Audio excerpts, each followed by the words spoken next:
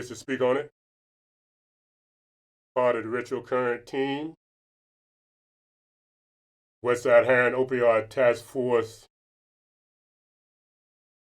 Austin Voice, newspapers, outreach. My name is Malik. Today is Friday, April the 30th, 2021. We're going to start here today, and we are doing 3 shows today. You won't see them all at the same time. But if you see me and you say, man, dude don't never change clothes, I'm just letting you know all 3 of these shows will be done today. So it ain't like we don't know no better. Those of y'all that think y'all be knowing everything, it's just that we in the studio, we putting some things in place because we still got COVID and we know that ain't nothing sure. So that's what that's about. What we're going to do today is break this up probably in 2.5 or 3 parts, depending on how the Spirit guides us here. But we're going to start with looking at some information that's related to the Westside Heroin Opioid Task Force. And one of the ways that we, Retro Current team, help out is bringing information, bring awareness. But it ain't always about heroin and opioid. As we already know, we see heroin as a dirty, street-level type addiction, traditional. That's because Negroes was the one caught up. But we see opioids basically as prescribed medicine that got other people caught up. And an opioid is really something that blocks pain, to keep it simple. But the Westside Heroin Opioid Task Force, created, or should I say convened by State Rep LaShawn Ford a few years ago, has now spread all over Illinois. Not by that name, but the effort to bring awareness and to bring Narcan to people that can be an antidote against unnecessary deaths as it relates to overdosing on opioid and heroin. We got some new players in the game, fentanyl. Some people say anywhere from 500 to 5,000 times more deadly than any other drug related to heroin and opioid. Today, we will look at something, and we won't use the words heroin and opioid, but we'll look at what's happening. Because with the pandemic moving around like it's moving around, a lot of other things are moving in place. And we just want to bring that. But since we help out, you know what I'm saying? We sometimes don't be just sticking to the script because it's more than the script. And we approach this whole effort, and we was instructed by State Rep LaShawn Ford to bring awareness, doing it the way you do it, to get the people's attention so people can know how to intervene, how to help. If you need to contact the Westside Heroin Opioid Task Force, you can go online and you can ask for Mr. Size or Mr. Lee Rush, whoever it is, and they'll be able to do whatever they got to do. It's all y'all got to do. Y'all know better than me. Just Google whatever you want, and there it is. I used to give out telephone numbers, and people said I was too ancient. So I don't give out telephone numbers no more. I just say go online. Do what you do. You can get the information. But one thing I do want to say about this whole heroin opioid task force effort, there's another component where, people are considering these locations in community that will actually be centers where individuals that might be challenged with certain substance dependency can come and take advantage of the services there. Some folks a little bit unclear as it relates to exactly how those houses were served. Well, some of us think that a safe, clean environment is probably better than an alley laying up on a damn garbage can. It is what it is. You know, if a person that has an addiction is doing it by him or herself, they will overdose and die. But if they're in the presence of someone else, then someone may be able to help them with Narcan or some other substance that can resurrect them from the drug death. Feel me? I ain't taking no side because that ain't for me. But all I'm saying is we all got our position. And that's something that I know that, once again, and I'm not trying to speak out of order, but I know the State Rep. LaShawn Ford is a strong advocate that there need to be resources rather than judgment, rather than criticism, rather than ostracism, rather than condemnation in dealing with the population that has a sickness, because that's what it is now. When it was heroin and all that other stuff, crack, it was just a bunch of sorry Negroes that was too sorry to do anything, so they was escaping reality. But when them white folks got hooked on them opioids, then it became a sickness. That happened under Trump. Understand this shit. Trump put a lot of money in that. You understand? Now I'm hoping that Biden them will continue to put money into it. The governor of Illinois has been very supportive, from what I understand, in providing resources in this direction. So let's start, Mr. Omari, with this first piece. And we're going to just go down the thing without a whole lot of commentary. That's why I did it on the front end. The largest seizure included 1,342 pounds of liquid methamphetamine. It was transported in buckets like these. Now, I want to make sure everyone understands that Home Depot is where America shops, to include the dope users, okay? So obviously Home Depot didn't have anything to do with this other than they sold the 5-gallon buckets that transported this drug. 1,342 pounds or 120 gallons of liquid meth. In addition to that seizure, we also seized 63 kilos of crystal meth and 25 pounds of THC gummy bears and hard candy. Did you hear what I said? You know, that low-level, nonviolent, marijuana-related drug that was supposed to be legalized only for the very sickest, and they just happened to make it in gummy bear and hard candy? 25 pounds of it was coming to this county and ultimately would have been marketed to your children. In addition to that, there was 2,544 Xanax pills seized as well. We're going to give you the details in a few minutes. But the street value on all of this is about $54 million. Let me underscore that, $54 million. And we're going to talk just a minute about some of the cartels. And we're going to explain to you why one of the cartels is not very happy today, because their folks got caught with a whole lot of drugs. So the cartel lost a lot of drugs. And in addition to that, they're going to jail for a long time. But let me give you a history lesson for just a minute and take you back. The Juarez cartel is operated by Pablo Ledesma. And obviously he's from Juarez, Mexico. This is an old cartel. It was established by Pablo a long time ago and are those who came before him. Pablo is currently wanted by the federal government.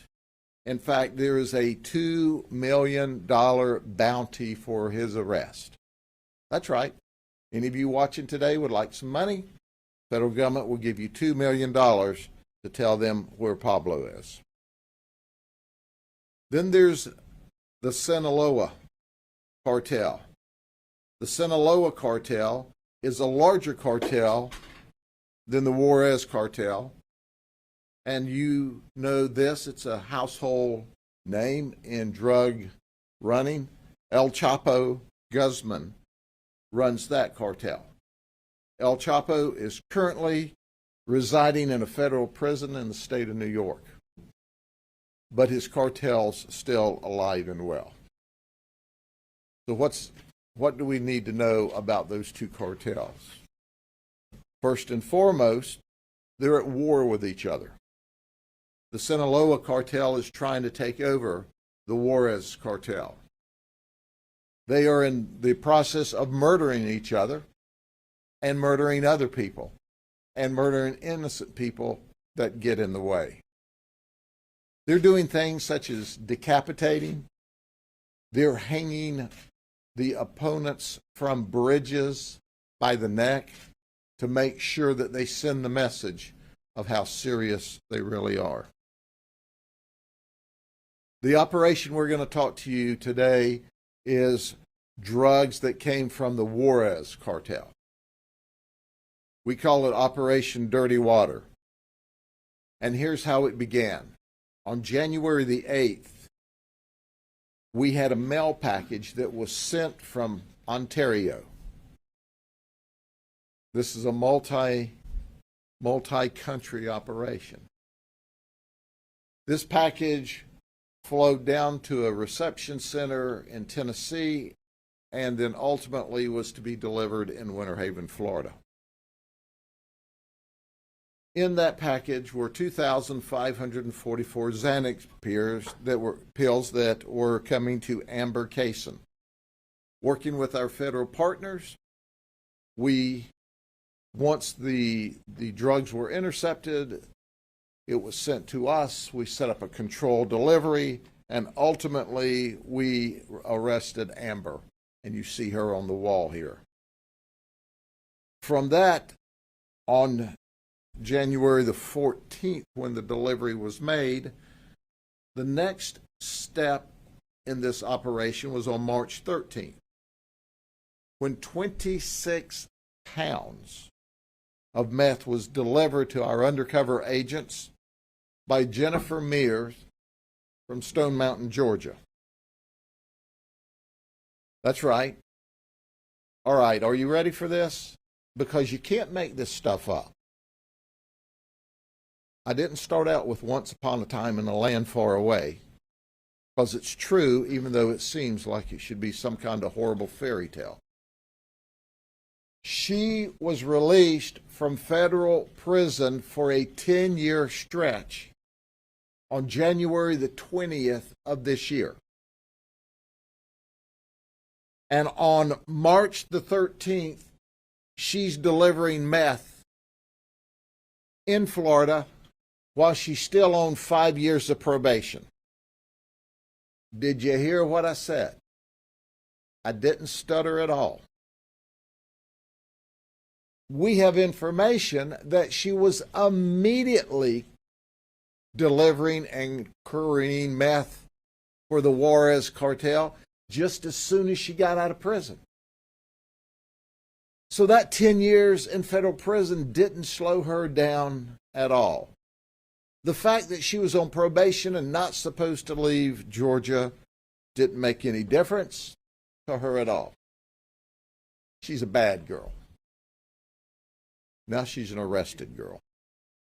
But she wasn't arrested on the 13th. When she delivered the drugs,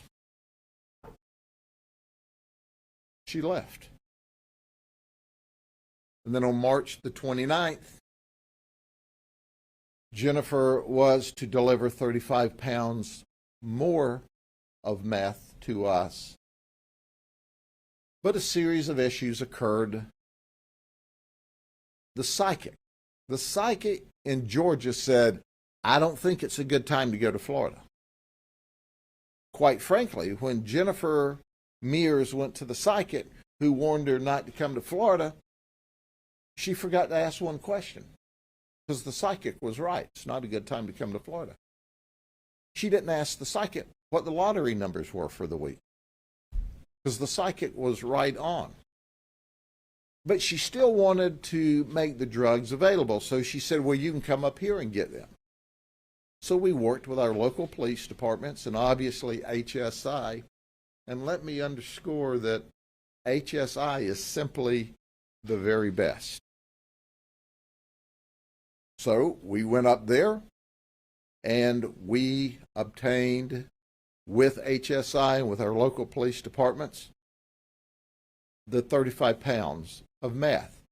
It was in her truck, parked across the street from the landscaping company where she worked. And she had us pick it up while she was out doing a landscaping job in another area. You follow that? So she was not around. So where did this drug come from? Where did this person that's still on federal probation, straight out of prison, get this 35 pounds and 26 pounds? Well, she got it from a guy by the name of Isidoro Palacios.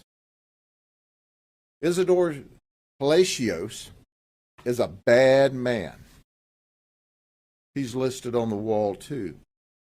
Isidoro Palacios is associated directly with the Juarez cartel.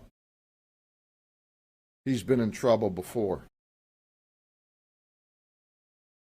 At that time, we arrested Jennifer on March the 30th, and we arrested Jennifer on the previous delivery of drugs in Florida.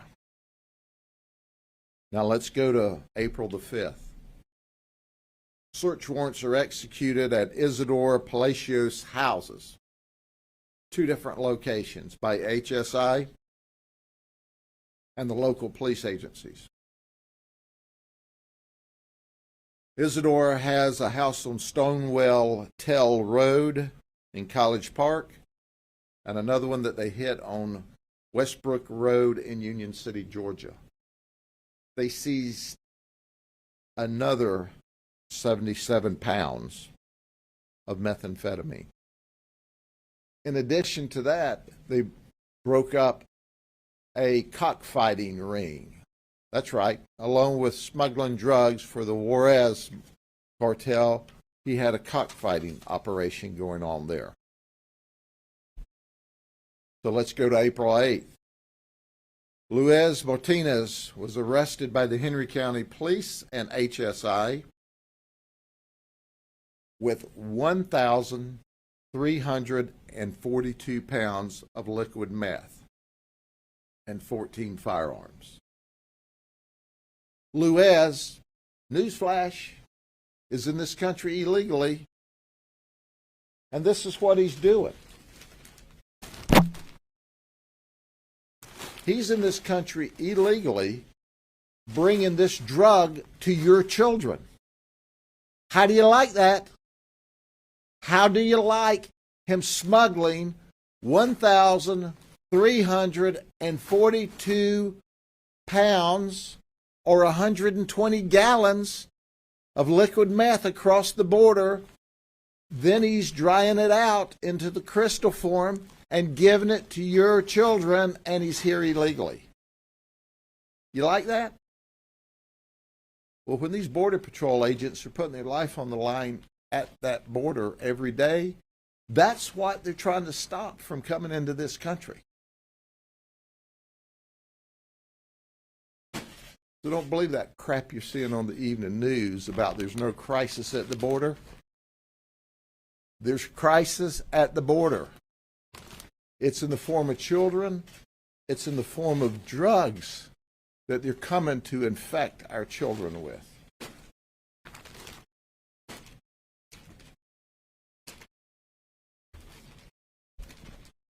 But it's not over yet. There were more search warrants executed.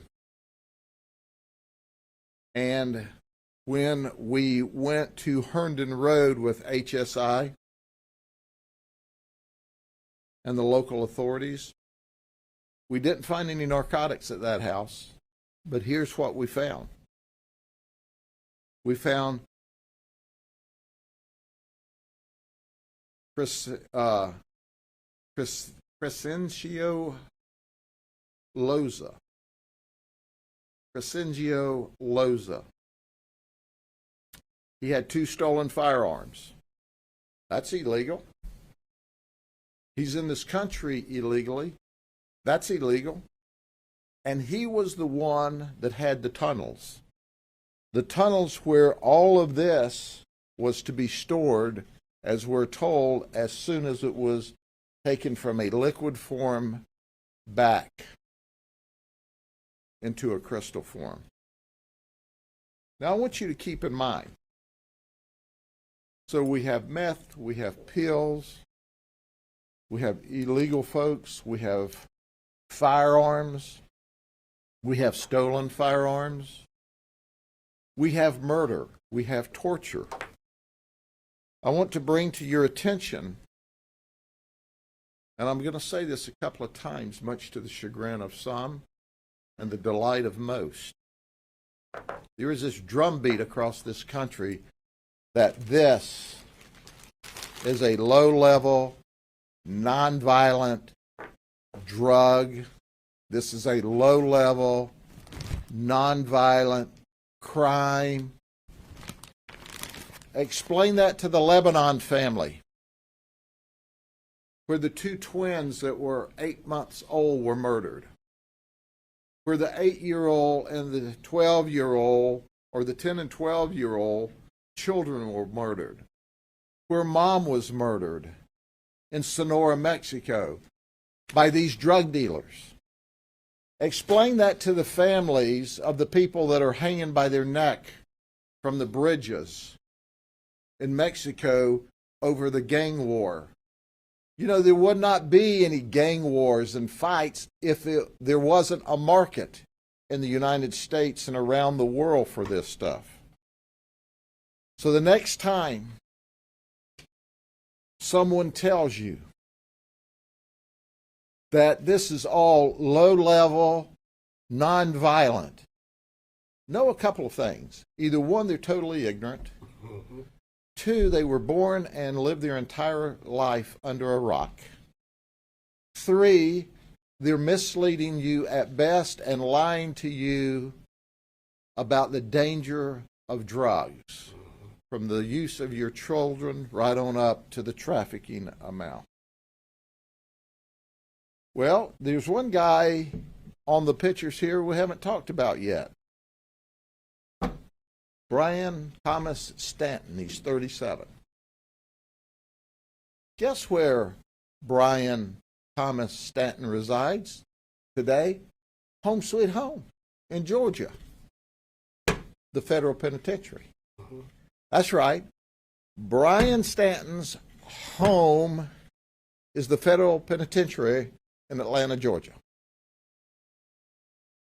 He was the mastermind of this entire operation from federal prison. Did you hear that? Did you hear what I just said? This is not a horrible fairy tale, it's the truth. This guy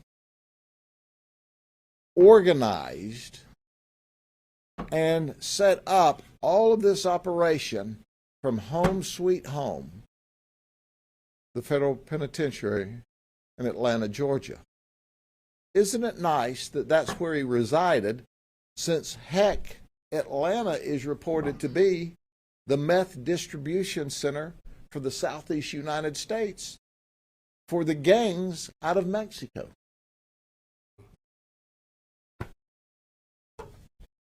I'm a little passionate about this. Yeah.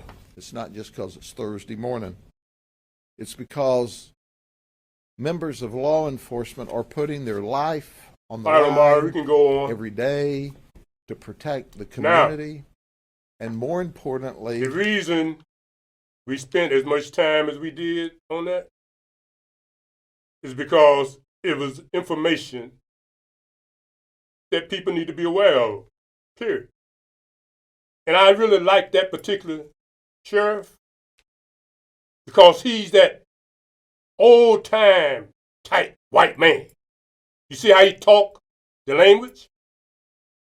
He's the one that you new Negroes automatically say is a bigot, is a racist, contaminated by Trump. So you can't listen to him. You won't listen to him and hear all of the real information. All them country bumpkins down in Atlanta that think they calling everything now, he just told you about that, didn't he? They right there where the prison is and where the mastermind is from the prison. So they think they have got to come up. So they big shots when they come to Chicago. And when all you creatures keep running back and forth to Atlanta.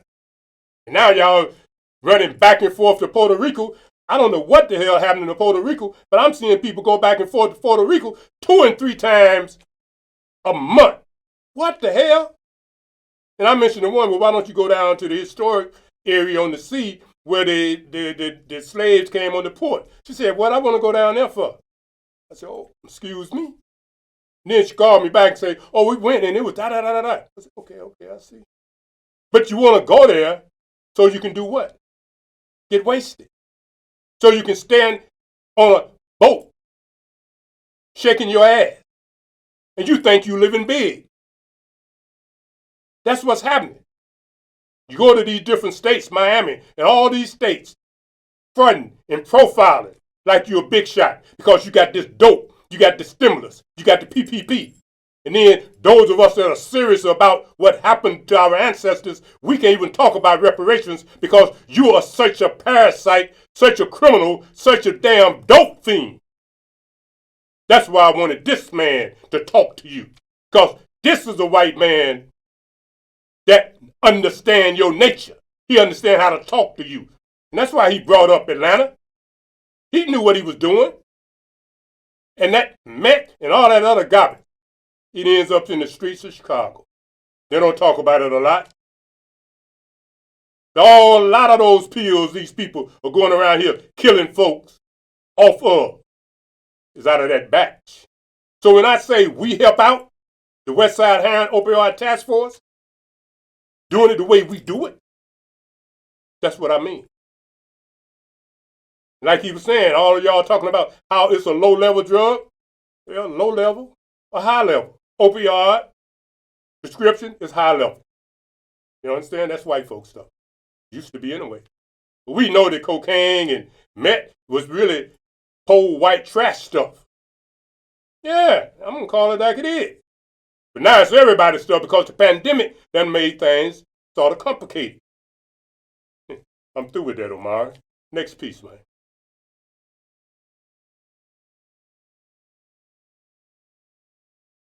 Now, this is a headline, I think. I don't even think it's a video to this.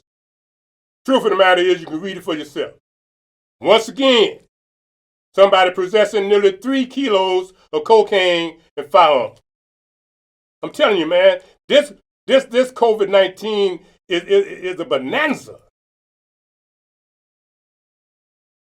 It's a bonanza for the low down. But it's hard on the upright. Another piece, and we're going through this quick. We wanted you to understand some things here. Florida, these folks are learning. Back in the day, people find that type of money and that type of work, they'd be out there trying to make a connect so they could get some of that money. But now, what has happened is that you never know what you're going to find on Florida beaches, from manatees to dolphins, or maybe 65 pounds worth of cocaine. That's what one beachgoer found to wash the shore this weekend in Palm Beach County down in South Florida. Custom and Border Protection officials saying that these wrapped blue bricks of narcotics was discovered along the shoreline by a beachgoer. The estimated street value, $1.5 million. An investigation into where the drugs are from has been launched by area law enforcement. What we know right now on WFLA.com and the WFLA app. Now, that might be why a lot of y'all keep running your behind down there, trying to think you're going to be lucky. But let me just tell you a little something. You go down there and you take some of that dope off of those shorelines, they're going to find you. They're going to hang you off a clothesline down there. So y'all be thinking y'all clever, running back and forth. You know what I mean? No, I ain't snitching. The government already know everything I'm saying. I'm just saying that it's happening to us. And we have accepted as a norm. That's why I have to salute LaShawn Ford. And I hope he don't get offended with me calling his name so much, because I know I ain't the type of person everybody want to be associated with. But I salute him for having the foresight to set up the West Side Heroin Opioid Task Force and having the nerve to let somebody like me and Mr. Brad Cummings with the Austin Voice newspapers be involved. Because most these politicians, you know, they ain't gonna let nobody like us be involved. Because Brad Cummings got the newspapers, and he circulates a lot of newspapers in the Austin area, the Garfield, Londale area, and we keep it real. He keep it real with the paper, and I keep it real with Speak On It. And I'm glad that the man gave us the opportunity to be able to help out by trying to bring awareness. But like I say, I cannot be restricted to just heroin and opioids when I know that all this other stuff is happening. When I know that marijuana that these bastards have made legitimate is being laced with fentanyl. You understand? So I have to help out by letting you know that there are some things happening other than prescribed medications, so-called opioids and heroin. Let's move right along. This piece here, I find this piece to be very interesting. Now, you would look at it and you would think it was some type of dope.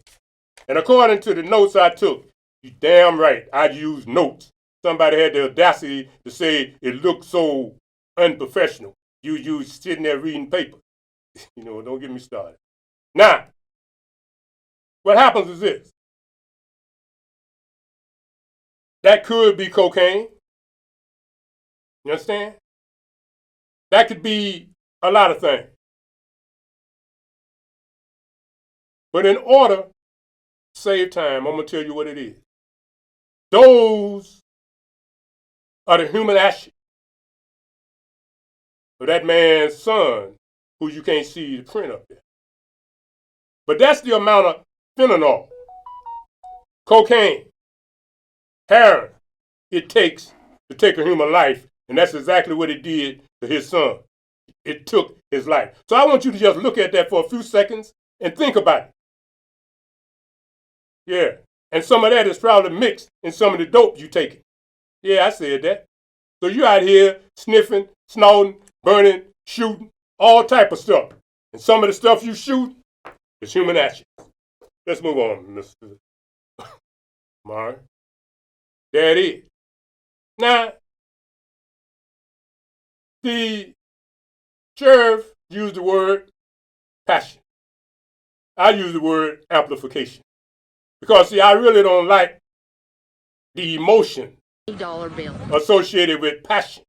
They used to say that a person in my passage of life, an elder, regardless of his credentials, was an angry black man when he was emotional, trying to communicate like the traditional Baptist preachers and sanctified preachers communicated to us. But when you got up here, you got sophisticated and you thought you could point your fingers at us and discredit us because we embarrass you.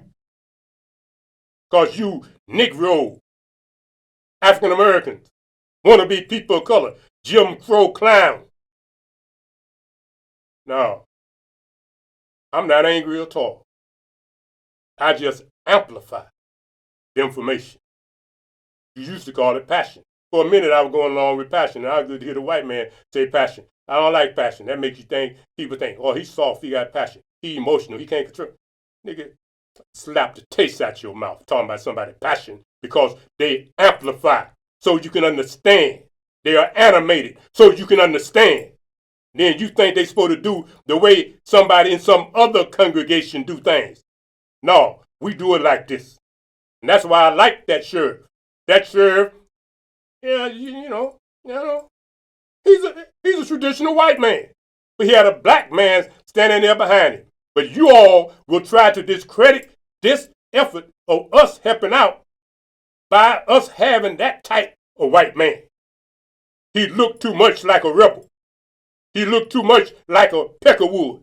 He looked too much like all of those labels you Negroes like to put on white folk that's from down south. Them white folks down south ain't no more racist than these bastards who laps you bow down to every day. They ain't. They hang you by your neck. These here give you guns and dope and hang you just the same. They get these damn clans in blue, badges and guns, and kill you just the same. Dead is dead. Now let's look at this piece. This is a Pothang piece. But let's finish out with this Pothang piece. Bill. I gave her a $20 bill. For what? For anything. I don't care. Whatever it's for, but she can give me my money back if she ain't gonna do nothing with it. Okay, were you planning to buy some drugs Yes, or I something? was. What kind of drugs were you wanting to buy? Rock. Rock. Yes, I was. You gave her $20 to I buy, gave her $20. She gave me some plaster. and now you want your $20 back Yes, I do. because she didn't supply you with crack cocaine. Well, if she shouldn't give me nothing, no plaster, nothing, she should have said no. What's going on? She come around here a while ago. It used to be some people live right over there that used to sell. Yeah. We were sitting out here on the porch in some chairs. So she said, y'all have anything to buy? I said, no, baby, we don't have nothing to sell. So she left one around the corner. Mm-hmm. Then she come back 10 minutes later, holler, give me my money back up. No, you ain't bought nothing from here. Don't disrespect my child. This is my child. Mm-hmm. I don't sell crack. I'm a prostitute. Dollar bill. I Now, that was some good street level, huh? I don't sell crack. I'm a prostitute. But this housewife now, she done got strong on some dope. And she's out there thinking that anybody's standing out there, and she could just go tell a white cop that they had took her money. You see? Now, she's a dope fiend. The black woman say, I'm a prostitute. Which one of them is more credible? Which one of them is telling a lie? I'll leave you with that. See? You can't tell. Because now white housewives are approaching black. I don't know what to call you Negroes, man. I don't know what to call y'all. You ain't no damn African American with your dumb, stupid, ignorant, don't want to know nothing about Africa self. You ain't black. You all type of shades. Very few of y'all are black, and if you were, you would be getting some bleaching cream. You run around with that fake, and now you want to be a people of color? That's why I call you a Negro. But you really is that other word. Because that's how you act. If the shoe don't fit, don't put it on. But if it fit, I'm talking to you, wear it. Now, this is the other part. This is part 2. That was part 1. Now we're going to run these parts together as long as the tape allows.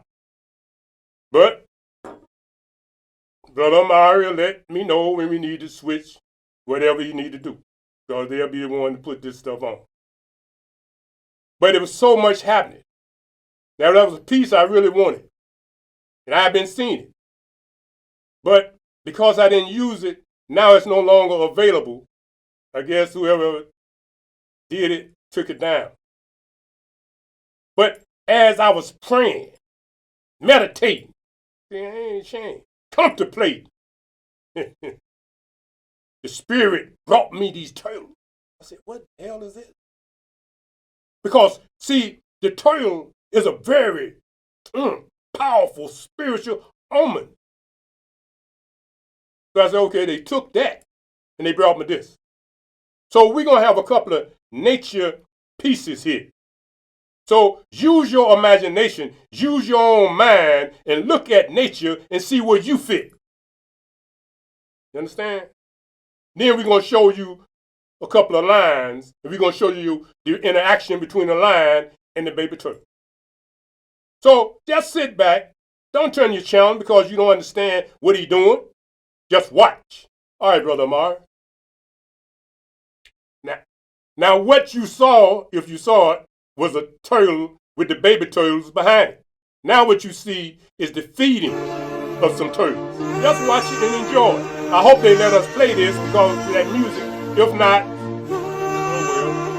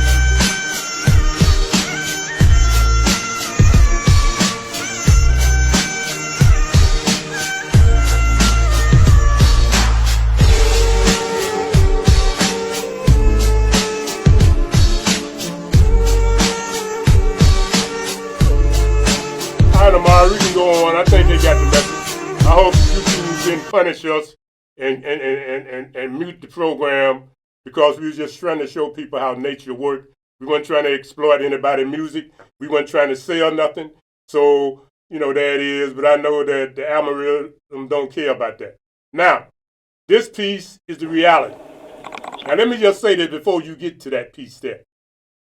You saw the big turtle. Now, some of them turtles live long lives, man. And you saw that big turtle and the baby turtles. Now, many of them won't survive, but many will. And you saw the human feeding them. And how many of us knew that that's how you fed them? So they come back from the water and be fed. But there are spiritual cultures that use the turtle back to do divinations. Y'all don't believe in that. But that's your device of today. That's your internet of today, divinations. That's where they got it from, where the Africans used a mirror. Sometimes just a piece of glass.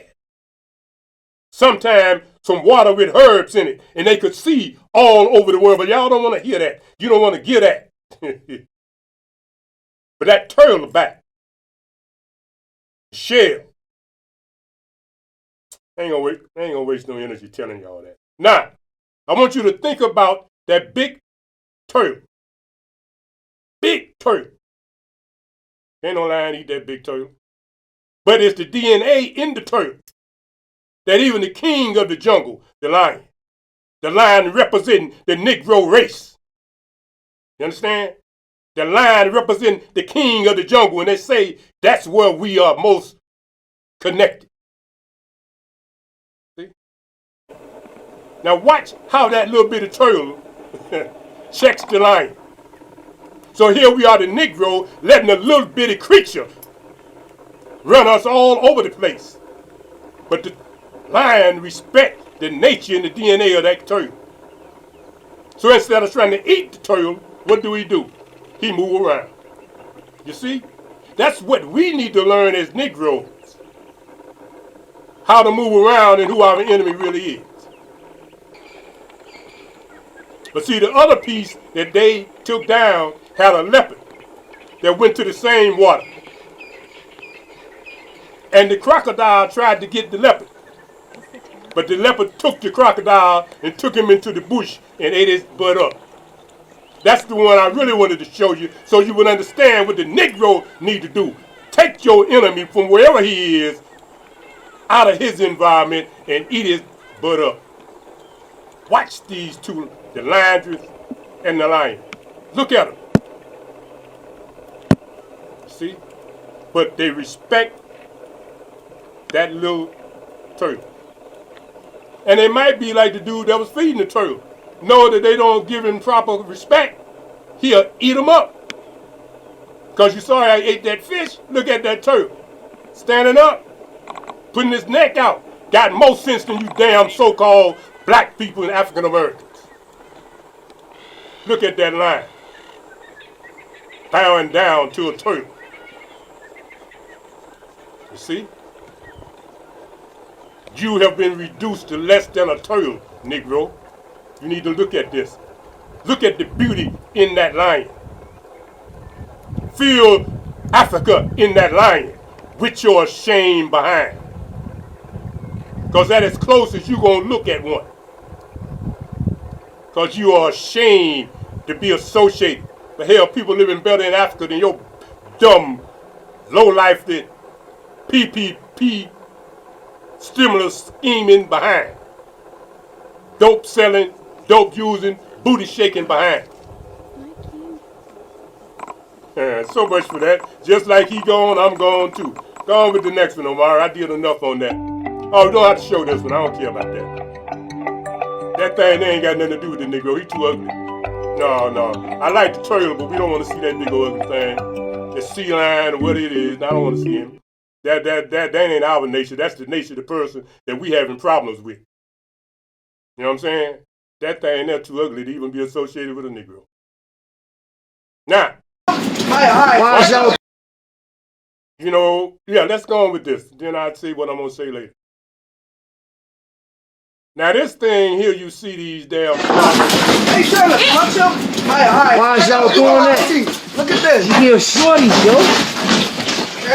Hit him. What is y'all doing? See, that's a kid, bro. See this? The bus is free. Right on my auntie. Y'all see this? They trying to punch him. Look at this. See, that's a juvenile y'all doing that too, man. Oh my God. He just jumped right on the bus and started grabbing him up. Look at this. Foul as hell. Oh. Get off the bus, both of you. He's supposed to get off the bus too. Yeah, she wasn't talking about me.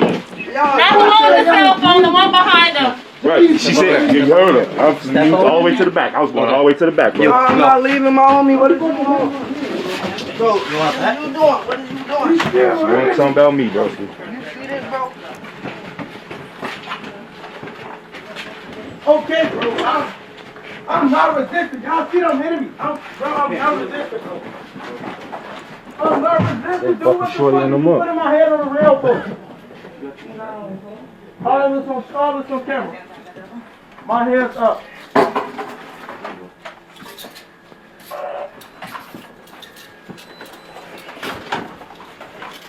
Weren't you told to get off the bus? No, that wasn't me, man. How y'all gonna put me off the bus if the fucking bus is free, bro? Y'all are some bitches on my own. JD, bro, do not leave me, dude. Be going to court on my own. Get your fucking leg off me, dude. Get your leg off me, dude. I'm not playing. Don't touch me. Till 12 comes. The real police come. Don't touch me. Time to see a sheriff. Dude, you just swung on me for shit, dude. It is on camera. All right, Amari, we can move on. Now, let me just tell you about that. Those are creatures in blue. Some of them black skin, some of them light skin. Those are creatures. And that's how they do it all over America. They've been doing it all the time, but they're doing it a whole lot lately. Your family's safety and but I'm budget, thinking that but you don't Biden's have to probably face going to it do something alone. about that. A&D USA Inc. specializes in catastrophic damages to your I don't roof. know if you can We'll hear work me or with hear your the commercial, insurance to but get I the hope new the roof you commercial don't deserve. get out the way. Don't navigate. The bottom line is this here. What you see the police doing? Because they've been allowed to. That was a damn game. That was a mob. That wasn't nothing professional about what they was doing. Then the little boy sitting down there on the board with that smile on his face. So now what you finna see, this is back to what I said last week. Here lately, they've been exposing what's been happening in the Mexican community. So they killed the 13-year-old boy, but they'd already killed this boy. You dig what I'm saying? So now white folks is looking. And now they see that we see. All of them folks that been getting killed in Chicago ain't always been all black. That's just how you reported it. You see how many drive-bys they've been reporting lately? How many gang-related incidents lately over there in Little Village, Pearson, Humber Park. Been happening all the time. Their gang structure is more deadly than the one in America. Why? Because it's like what the man said with the dope. It still got a structure. It got leadership. In the Negro community, there is no leadership over the gangs in the street. Anybody can declare themselves to be anything, and they can be one thing 1 second and something else the next. You understand? That's just insanity and law and lunacy.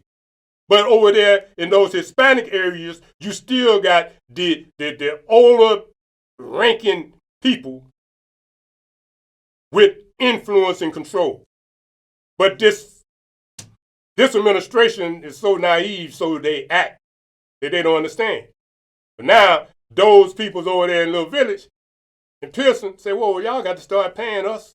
Y'all killing our kids like y'all killing them Negroes. Them Negroes getting millions of dollars when they kill their kids. Let us get some of them millions, because that's what it's about. Don't sit here and stunt. Garcia done went over there and told them, you see how them niggas getting all them millions? When a kid get killed by the police, not only Black Lives Matter, when the police do it, the money matter. So y'all start talking about them not taking care of y'all. So y'all can become instant millionaires. Because some damn, not just them, but some person that was doing some type of activity and got killed by the police. But when they killing each other, don't nobody say nothing. Ain't no Black Lives Matter. Ain't no Brown Lives Matter. Because people that run that, they buy $4 and $5 million homes and shit. With they nothing. Junebug just got here behind. Where they get all that money? By exploiting the deaths of black lives. Because they know that them Klan in blue are stupid enough to keep it going on forever. Run this tape, man, because this here is the same thing that happened to the 13-year-old boy. Anthony Alvarez's shooting death by Chicago police March 31st reveals several things. What is evidently a pistol in Alvarez's right hand until the time he goes down. That Alvarez did not appear to point at police or fire any shots. And we see how the fatal encounter started at a little after 1 in the morning. All the video may be disturbing as you watch it. This is the beginning of it. Anthony Alvarez cutting through a gas station with a CPD tactical unit on him. Lights going, no sound on the video.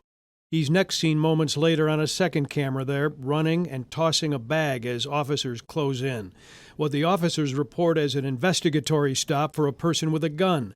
And then this pursuit of the 22-year-old Alvarez through a Portage Park alley for more than a half minute, turning into a residential street, 5200 block of West Eddy. Drop the gun! Drop the gun! About 5 shots fired by 29-year-old officer Evan Solano, one to Alvarez's right back, according to the medical examiner. We're freezing the video just before Alvarez is heard asking police what was happening. Why are you shooting me? You had a gun! He died at Illinois Masonic Hospital. This version of the video we slowed down and zoomed on, showing what appears to be a pistol in his right hand and a glowing phone in his left.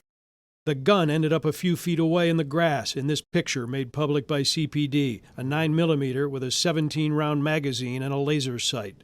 COPA now recommending the shooting officer be stripped of his police power, but CPD officials have not done that, instead following typical protocol, 30-day paid administrative leave for both pursuing officers.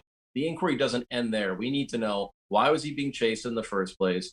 Did he pose a threat in other respects? How long did he have the gun in his hand? When did he lose the gun before he was fired? These are all really critical questions. We are in a season and in a moment where we should be demanding a policy regarding chases and regarding police-involved shootings as a person is fleeing from them.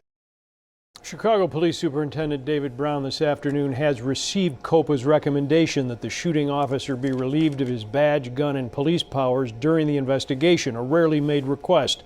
A few minutes ago, CPD's spokesman telling the I-Team that Superintendent Brown has taken the COPA recommendation, quote, under advisement, but we are told not to expect anything further from the department today. Judy? Now, speaks for itself, don't it? But see, I wonder what the mayor gonna say about that one. She was so tore down about Adams in that gun type situation. Now here's Alvarez, 22.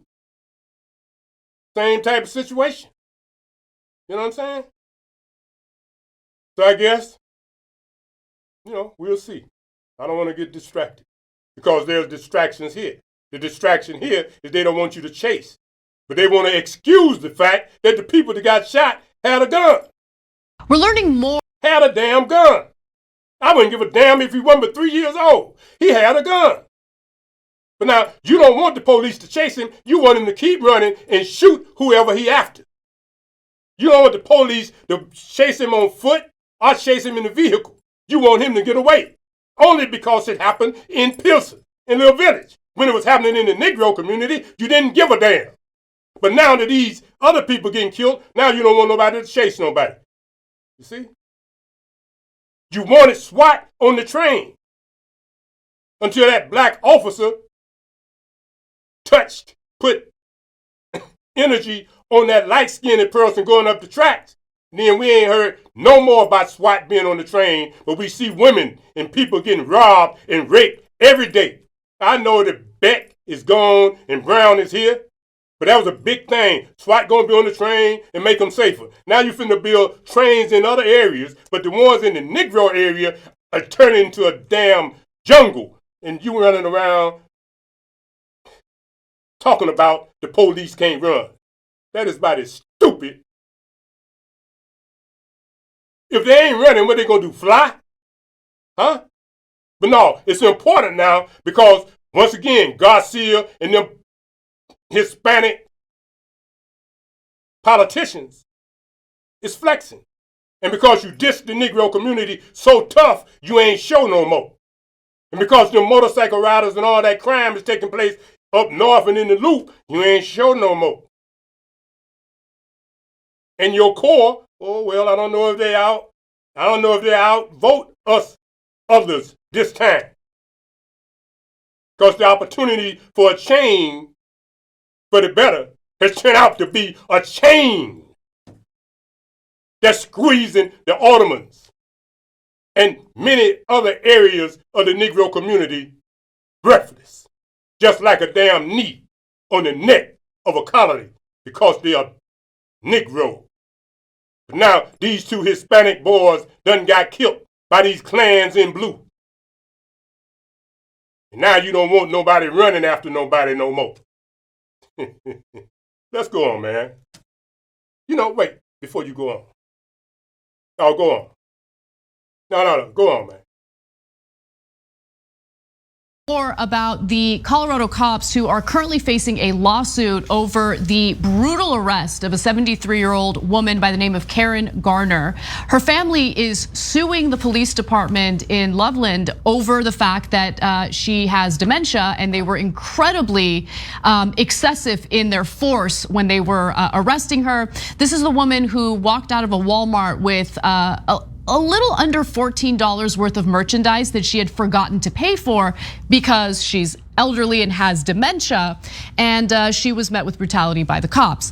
Now, the two officers have been identified as Austin Hopp and Daria Jalali of the Loveland Police Department. They arrested 73-year-old Garner on June 26th of 2020 after she left a Walmart with $13 worth of goods that she hadn't paid for. Garner's family says she forgot because of her condition. Now, I give you that context because after we played that horrendous video of her being arrested, we now have video of them in the police department essentially reviewing the body cam footage of her arrest, and they're making light of it. So I'm gonna show you the first clip, which basically features them watching that footage, reacting to it, and pay close attention to how they make light of the same video that we all saw that was incredibly difficult to watch. Take a look.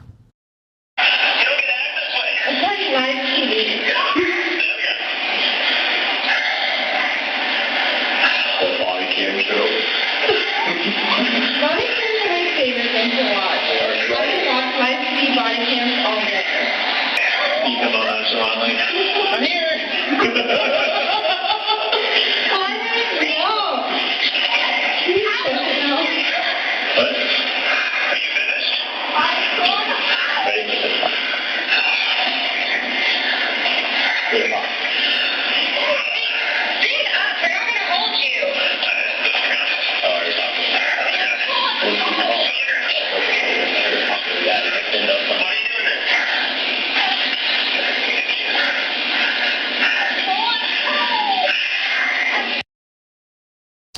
So they talk about how much they love watching body cam footage, even when it's incredibly brutal body cam footage. That video that we talked about last Monday was so difficult to watch. It personally put me in a bad mood for the rest of the day. It was just incredibly difficult.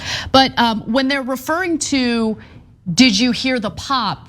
They're talking about dislocating the 73-year-old shoulder as they're putting handcuffs on her. So they're very aware of the physical harm that they cause to a frail 73-year-old with dementia. But before I go back to the old video to show you and remind you of what that scene looked like, Cenk, I wanted to get your thoughts.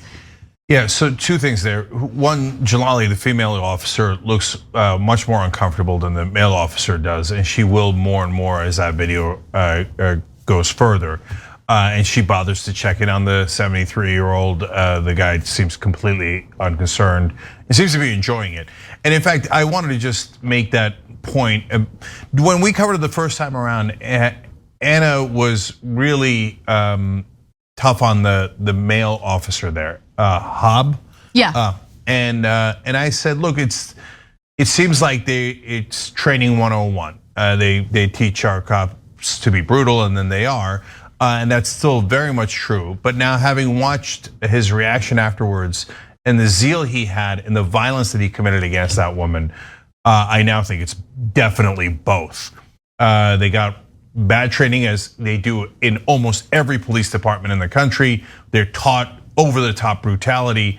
But on top of that, that guy seems to particularly enjoy it. I can't believe he rewatched it and was laughing throughout when it was just one of the more horrific things we've seen.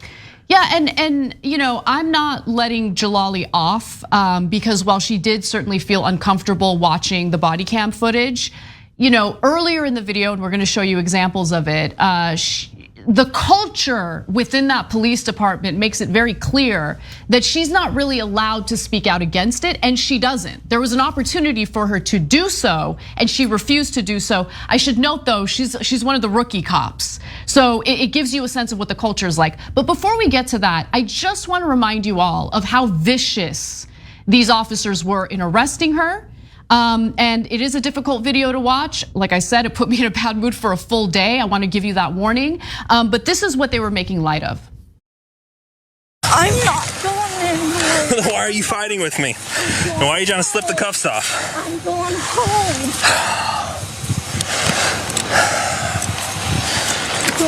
Stop. I'm going home. No, you're not. Are you finished? Are you finished? We don't play this game. You understand me? And if you try to kick me, this is gonna be bad. I'm going home. Stop. I'm going home. I'm going home. I'm going home. Ow. Are you finished? I'm going home.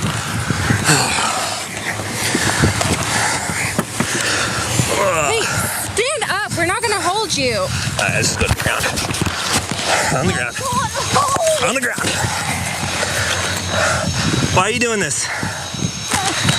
Let's see who she is. I'm going home. I'm going home. Yeah, I know. I'm just trying to search her real quick. Oh, I didn't know. No, we wrestled for a minute. So reports indicate, by the way, that she offered, once the Walmart staff approached her about the unpaid items that she was walking out with, she realized she had forgotten and offered to pay, and the staff said, no, that's all right, and they called the cops anyway. And this is how the cops treated her. They didn't ask any questions. In fact, in another video that we'll show you shortly, they were very clear about the fact that she was senile. Like they referred to her as senile. Okay, meaning that they knew that she wasn't completely aware of what was going on. And that's an important part of this story. So when he first starts roughing her up in the original video, you think maybe he doesn't know. But she repeated, I'm going home, in a way that clearly showed that she didn't have her full mental faculties. She repeated it, I don't know, dozens and dozens of times.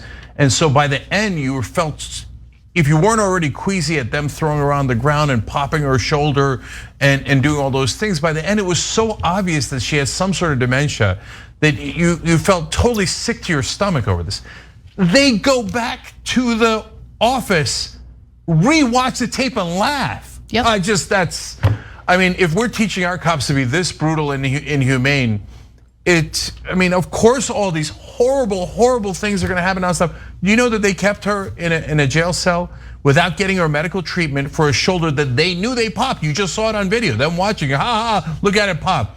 They kept her in there for 6 hours without medical treatment. It's just, and look at the culture. Nobody, if you did that here, people would be like, are you insane? Are you laughing at a woman, 73-year-old woman's shoulder getting popped and you did that? You're like, that we'd all be horrified, right? I imagine where you work or where you live.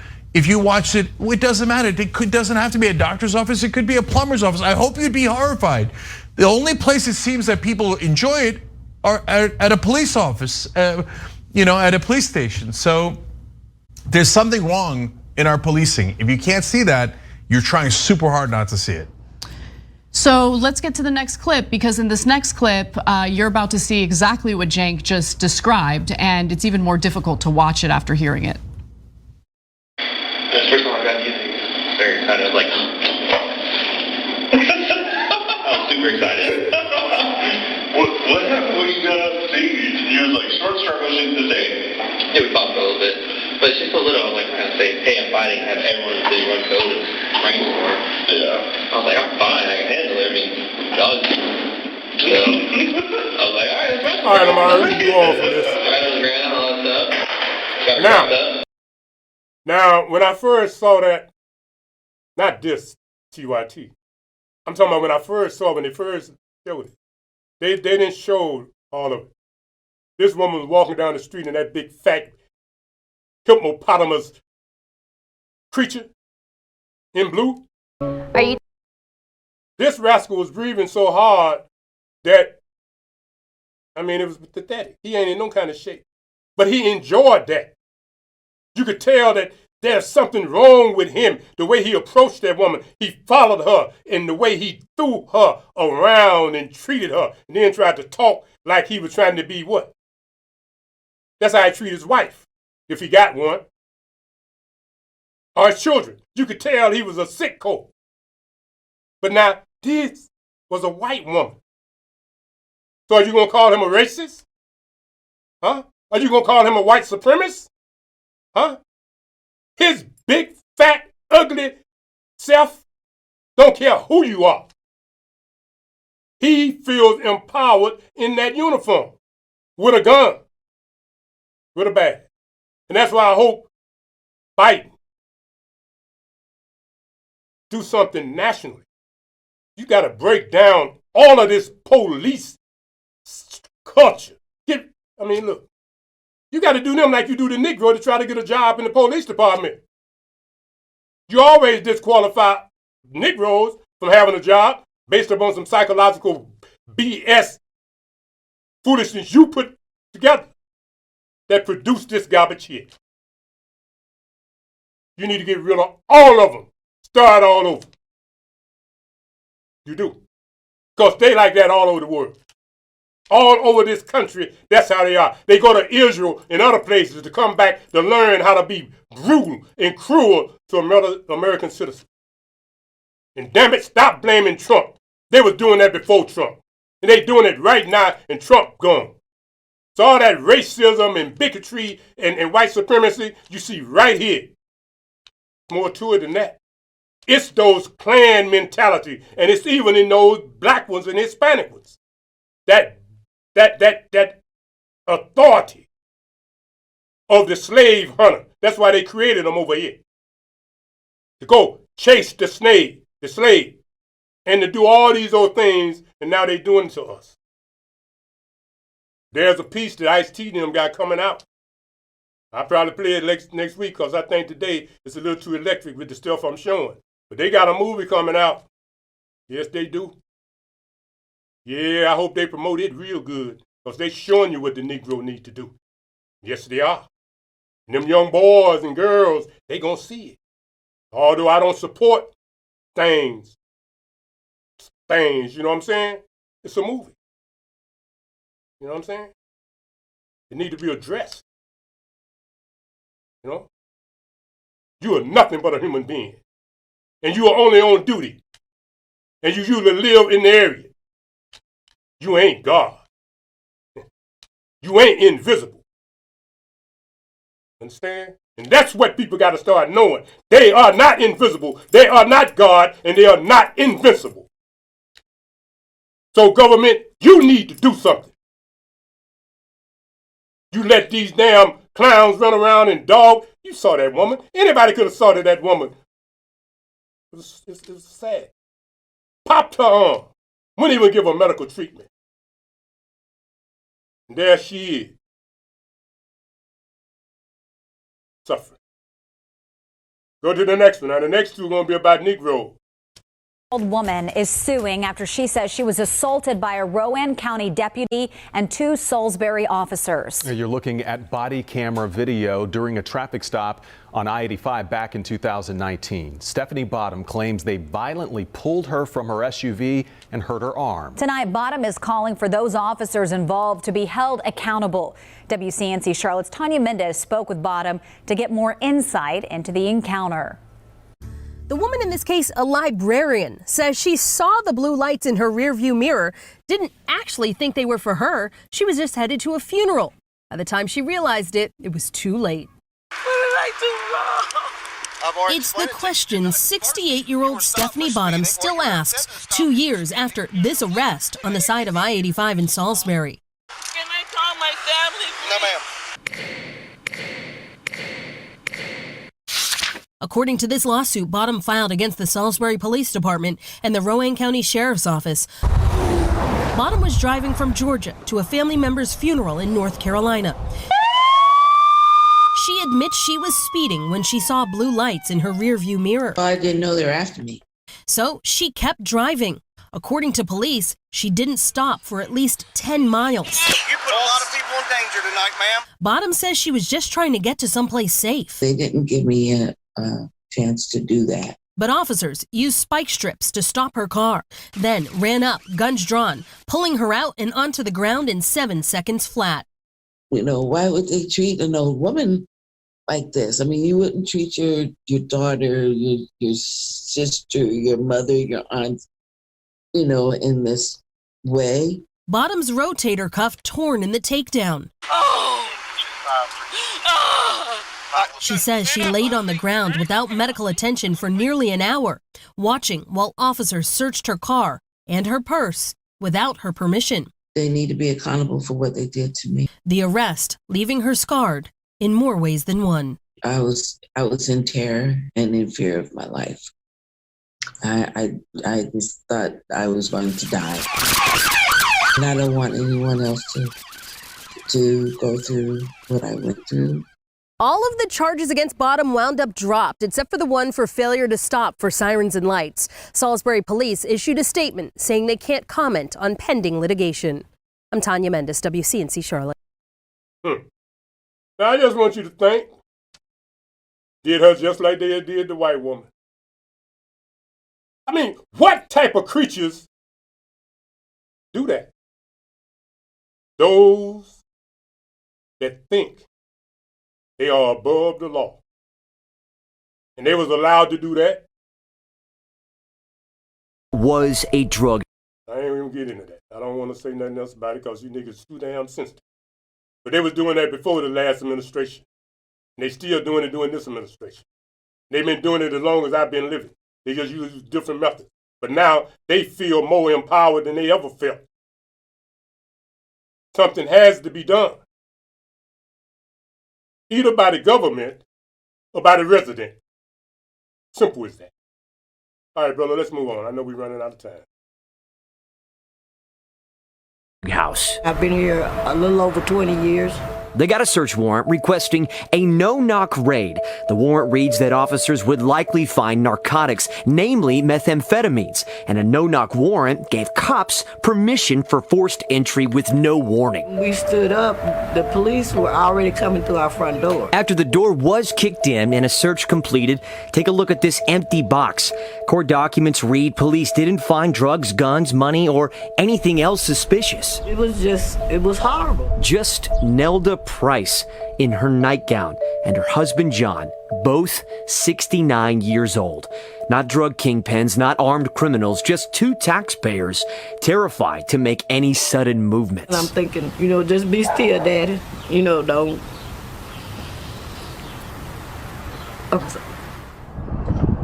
Nelda sued the city for excessive force, negligence, the violation of her rights, but mostly because John died weeks following the raid. They take it away. I'm sorry. According to the lawsuit, Price and her husband were put in flex cuffs, which look like zip ties, and were ordered to stay put on their front lawn. The suit reads that Fort Worth police officers guarded the Prices as other Fort Worth officers proceeded to ransack the residence. They never said one reason as to why they were here. Several hours passed, the lawsuit reads, and as time wore on, John Richard Price began feeling ill. At his age, he had issues with his blood pressure. And I asked him, could they give Doug his medicine, because I could tell. that his blood pressure was going up. But despite numerous desperate pleas from Mrs. Price, Fort Worth police ignored their requests and continued their unlawful search, according to the lawsuit. Price says she didn't resist or act up, and her reasoning for that is something many Black Americans can likely relate to. He didn't get bruised. We didn't, get out of line or anything with police because being Black, you don't get tough. I guess that's what you say. An ambulance was eventually called and John was treated, but 53 days later, he died. Price told WFAA she feels the stress of the no-knock search contributed to John's death. The approved warrant reads that knocking would be futile, dangerous, or otherwise inhibit the investigation. It's just totally unreal. It basically just seemed like it destroyed my life. So why did this happen? What evidence did police have that made them think Nelda and her husband were engaged in crime? Price's attorney to this day doesn't know why, saying Fort Worth PD won't release that information to her. We also asked the same questions through a records request. No luck. Police get training and there are standards of conduct. Clearly, that wasn't met in this case. Attorney Kay Van Way is representing Price on this case. She told us the only thing the city of Fort Worth has revealed is that officers had bad intel. They obviously got it all wrong. And that stands out to her. To get the green light for a no-knock raid, the department has to prove to a judge that the lives of officers will be in danger if surprise isn't on their side. Van Way wants to know what intel pointed to Nelda and her husband being so dangerous. Unfortunately, John's not here. But look at Nelda versus 15, 20, 30 SWAT officers. Who was more in danger between the two of them? Fort Worth PD is no stranger to headlines surrounding cases of excessive force, especially incidents involving Black Americans. Put your hands up! Show me your hands! Like a Tatiana Jefferson, who was shot in her own home during a welfare check. A death that sent shockwaves throughout the community and America alike. Van Way did offer this appraisal, however. I believe that this would not have happened in a predominantly white, middle-class neighborhood in Fort Worth. I, Neil Noakes. I, Neil Noakes. The department does have a new police chief, Neil Noakes, who told WFAA he believes in transparency. One of the best predictors of the success of a relationship is trust. And the relationship we want to have with the community is one built on trust.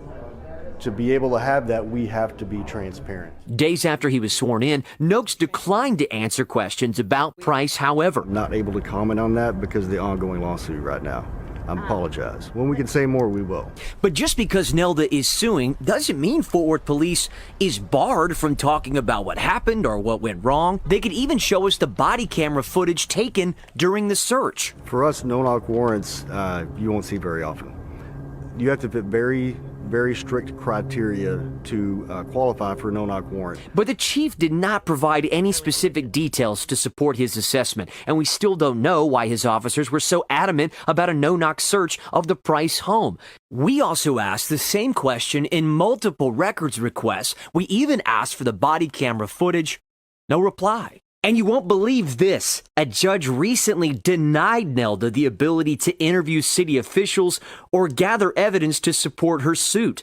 She may now turn to a federal civil court to plead her case. It would look like a war zone. Mike and Jack. WFAA has reported that Texas officers and cities have broad immunity or protections when it comes to repaying residents for any damage they may cause in a no-knock raid. Van Way isn't expecting a check for what little damage was done here. At the very least, she just wants the city to apologize to Price and correct whatever went wrong. But this haunts the 69-year-old the most. The police had just knocked on your door and asked to come in. Would your life be different? Would John still be here? I think so. If they had just knocked on the door and said, we need to do whatever it was they need to do, we wouldn't have had a problem. You would have voluntarily let them in? Yeah. A simple knock, and perhaps a 51-year marriage continues. In Fort Worth, I'm Matt Howerton. You know, ain't too much more to say about that. Some people down there in Texas and other places, you know, they tear up your house, they kill you. It ain't like up here. They don't care, because they ain't gonna comply. Like the dude down there that they just shot down in Carolina, in the back of his head, the 42-year-old brother. They don't care. kill you and don't tell you nothing. But up here, you know, depending on the politician, you become a millionaire quick. Let me say this before we go to this, because we're coming to the end of this section. And what I want to say is that I think we overlooked it. It might not even been in the video. That officer that killed that boy Alvarez, you know, you had Adam, then you had Alvarez. Alvarez is a 22-year-old, Adam's a 13-year-old. That creature that killed Alvarez, that bastard had 11 complaints already against him. And he had only been there at the force for a short period of time. They said he had 4 or 5 times more complaints than you're supposed to have, if you're supposed to have any, for that period of time. He was just allowed to run wild. So now he done ran wild, and he killed that man, gun or not. He was out there hunting. He just got to the job a few years ago. And he done ranked up 11 serious complaints, and they ain't done nothing significant enough to stop him. So now that boy dead, that young man dead. It's the culture. Now you got a Fed that's the math. You're supposed to be having police reform. It was supposed to be under decree. Look like, unless you feel in a little village, unless you're a sanctuary city, ain't gonna be no reform unless Biden bring it about. And I'm hoping Biden bring it about. Why? Because he ain't got nothing to lose. Hell, Biden probably shouldn't care. And maybe he won't atone for some things he did back in the 90s. I don't know. But who knows? Sometimes the Klan that you see is a better friend to you than the one that you think is a liberal or progressive. Feel me? So we'll see. All right, these two pieces here, let's run this on this brother here, man. Because, let me say this before we run it. I don't advocate guns because I ain't got none. But I do advocate self-defense. Now, this man was on the internet, so I'm using it. Now, hell, you know, if you know, social media or whoever don't do it, it's on them. But I'm using it because the man's saying exactly what's real. I agree with every damn thing he say. But I don't tell nobody to go out there and get no gun and do nothing. But what he's saying is the truth. Now speak on it. All right, Omar. But it don't came down to this right here.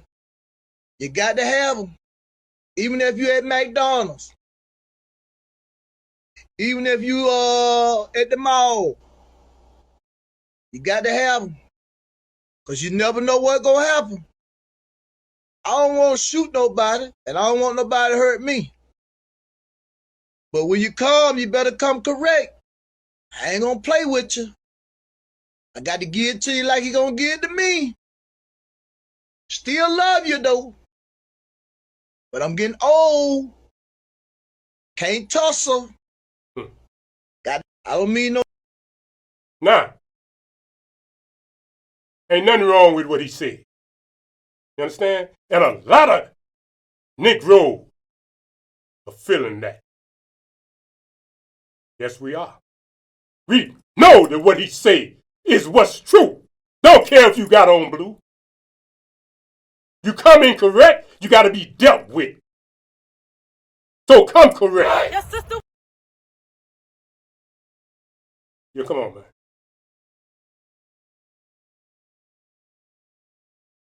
Your mama was home when you left. You're right. Your daddy was home when you left. You're right. Your brother was home when you left. You're right. Your sister was home when you left. You're right. Your cat was home when you left. You're right. Your dog was home when you left. You're right. Your mama, your brother, your daddy, your brother, your sister, your cat, dog was home when you left. You're right. And that's the reason you left. You're right. I left my home. I left my home. To join the army. To join the army. I left my home. I left my home. To join the army. To join the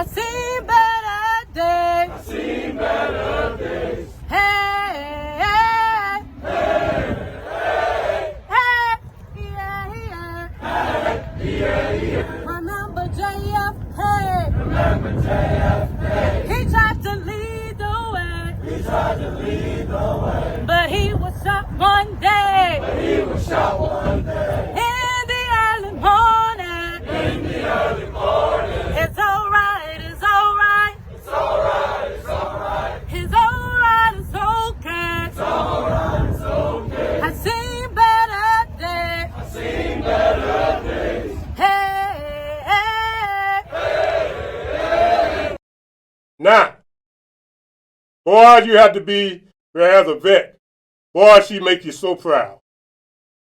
But those new recruits that was in basic, a lot of them are the ones that's coming back to the community. A lot of them are the clowns and creatures and clan in blue. So they come back to the community after Sarge and them train them. All the drill sergeants ain't like that clown they had all over social media the other day that walked up on that teenager and dogged him out and da-da-da-da-da. The people ran his butt up out of town. What's going to happen is that, and his general is black, or his commanding. Problem is, those people, whether they white supremacists or white racists or white whatever, those people, you got to deal with them. You can't keep going around bowing down. She did her job well. She had the energy. We need her to come back here. We need her to help with community policing. Her and her type. When I say her, I'm not talking about her as an individual, but I'm talking about the type, the energy. And organize the citizens in the community, in the regiment and the discipline of self-defense. Because she knows, and she could teach us in the community how to defend ourselves against the clowns that was trained in the military. Now let's see this other one. Now these brothers here, they have had a chapter in Chicago. I don't know if they still had it. They had a few confrontations with the police because they wouldn't bow down. But this chapter here, this is a group out of Detroit. They came here, I guess to collaborate with the Chicago chapter. Listen to them. We need this. That's what the sister was doing. We need this here in the streets. The streets should be full of people walking around with New Era or with whoever. We need this in our community. Organize the community. Be visible in the community. Y'all want to entertain a celebrity? Now I'm talking because you don't need to get a fan. You just need to see what he's doing. Keep going. All power to the motherfucking people. Y'all know what it is. The movement. Black power. What kind of power y'all got? Black power. I love being black. I love. Well, I know that you got quite a bit, but like I say, we had to do a couple of 3 shows today. We got another one coming here. We had to do this. Why? Because of the pandemic, COVID. Any given time, you might not be able to do it because things change. Because some of y'all hard-headed. You know, I ain't got around to the vaccine yet. I don't know what I'm going to do about that. But hell, I sure be wearing my mask from now on. I always do that. Keep my sanitizing wipes in my hand. Doing the best I can. But you can't bank on that. You got to get stuff in the can. So my brother Amir and CAN TV staff have allowed me the privilege to be able to come down here today and do 3 shows. Or every how much time it took to get these things done. Then the next piece you're going to see is a piece, and I'm going to sound like that Baptist preacher now. This was a piece that's been on my heart for weeks. But it don't call for a lot of commentary, but it really got on my heart when we showed in one of the shows where that little boy was gambling, and them idiots were standing around and thought that was fun. And the piece that I really wanted to show here, it vanished too. That's where colored female had a little kid slapping her all in the face. Now that thing been on and off social media for years. When I put it up to get ready to use it today, I'd be diggity, couldn't find it for nothing. But because I am a person that understands divine guidance for some other reason or another, it wasn't meant to be. So watch this and enjoy, basically, this. Because it's not only a salute to children, but it is a salute to innocence. Don't call for a lot of commentary. So we're going to show them to you, but since my responsibility is to facilitate communication and not sit here and watch TV, I will be intercepted and interjected. Now this little brother here, I don't care what y'all believe or what I believe, but I bet you he touched your soul. Can you see by the dawn's early light, we're so proudly we hailed at the twilight's last gleaming, whose broad stripes and bright star through the perilous fight, o'er the ramparts we watch, we're so gallantly streaming, and the rockets record the bomb dusting and yet through the night that our flag was still there. Oh, say does that star-spangled banner yet wave o'er the land of the free and the home of the brave.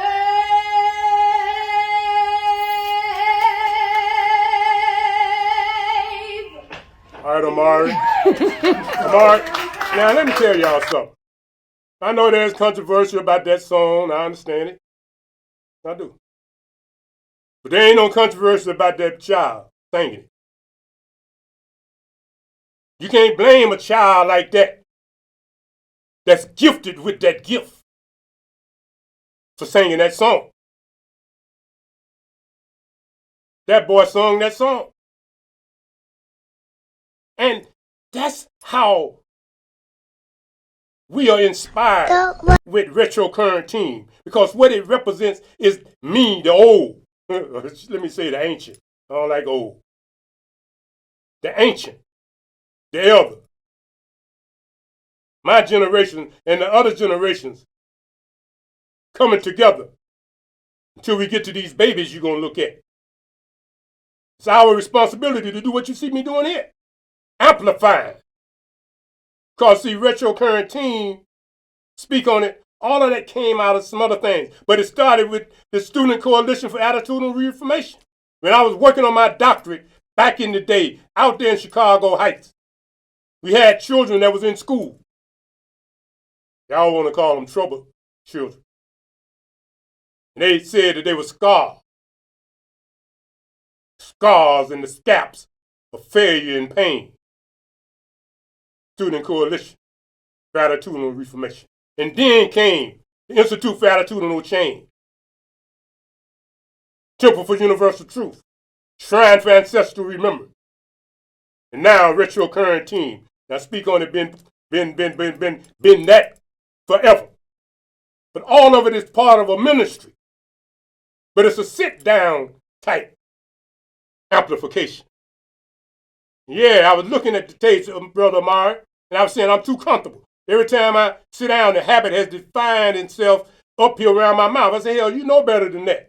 So y'all will notice today I've been conscious to keep my hand, because we all know you don't put your hand up there. Although my voice overrides my hand, that don't look right. For those of you that have been saying, why don't he move his hand? Because it's comfortable. But as I watch these tapes, to be sure to be able to try to improve the presentation, I decided to say, no, that ain't the way we do this. Put your hand down. But I talk with my hand. So I was doing that. But now we doing this. You see? Let's go to the next one. Now I like this little boy. He look like a little Hispanic, but I don't care what he look like. I like it. So you're going to see a lot of light-skinned and different type of children in here. Because it ain't about hate. It ain't about bigotry. It ain't about racism. It's about purity. It's about innocence. Come on, man. Don't worry about a thing. 'Cause every little thing is gonna be alright. I woke up this morning on my horizon. 3 little birds were on my doorstep, singing sweet songs, melody blowing true. And they said, this message is you. They said, don't worry about a thing, 'cause every little thing is gonna be alright. Don't worry about a thing, 'cause every little thing is gonna be alright. Now, understand this here. Can't be too bad. So don't get it twisted. You don't know me. Yeah, I amplify Negro issues. Don't get it twisted at all. You understand that? It's about more than all this old damn racism, white supremacy, bigotry. I get tired of you niggas with that foolishness. You understand? Come on, show this one, man.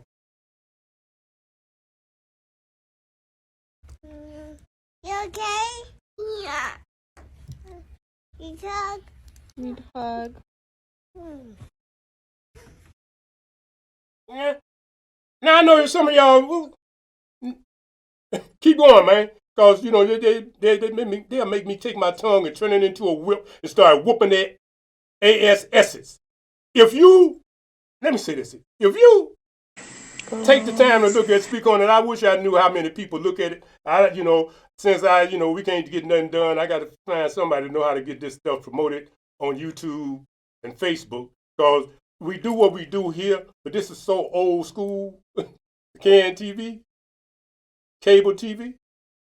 You know what I'm saying? People say, well, man, they ain't looking. They ain't people moving. I don't believe that, because there's at least 2 million people in the Chicago area that got cable. I hope some of y'all are looking. And this here you need to see, because you need to see that other side of me. Because, see, I have to keep a handkerchief, because my soul is connected to those children. See? That's why, although I'm retired, I can't retire.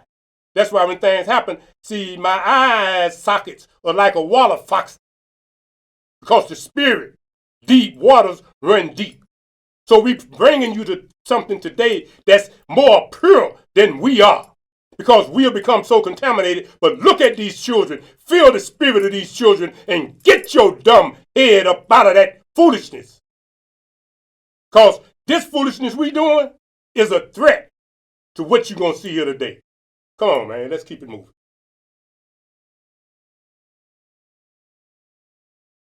All of the glory belongs to you. Oh, yeah. All of the glory belongs to you. You deserve it. You deserve it.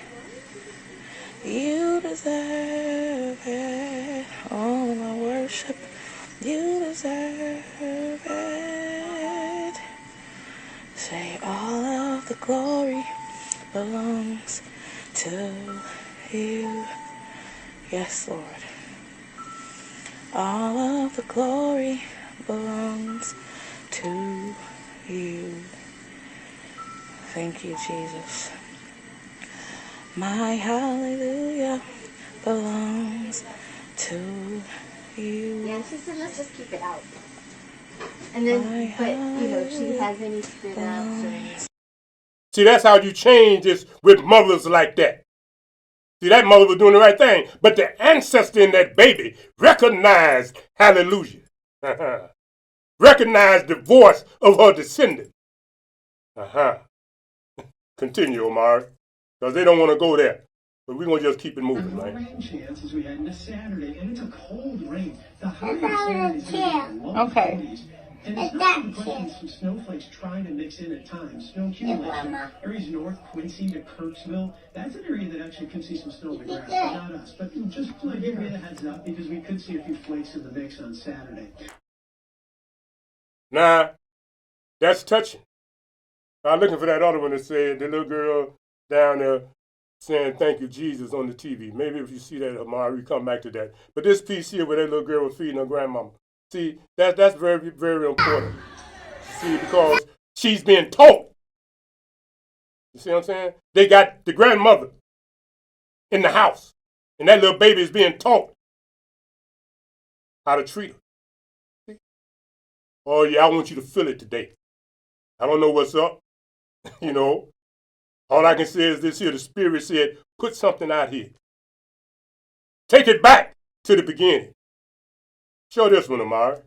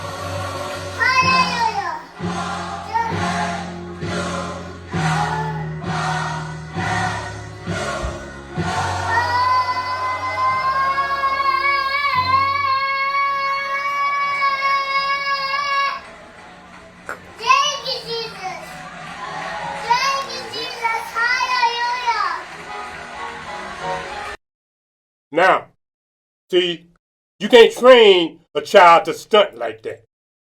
There ain't nothing fake about that. That's a spirit. That's an ancestral spirit that comes through us to our children. That's how we get here.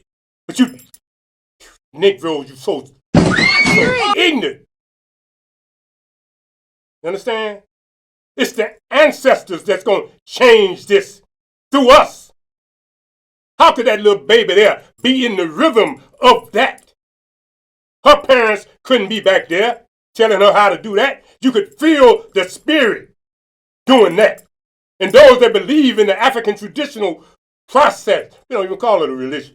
We know what was happening there. That's when the spirit uses its body to teach those of us messages. That's a procession. The baby was possessed by an ancestor. Otherwise, how could that baby do that? That you think is cute. It ain't cute. Once you get back in tune with your ancestors, pour libation, leave a little rice, a little candy, a drink of water. You'll see a change in our colony. But you're so busy shaking your stanky behind that you can't be a mother. Show this one, man.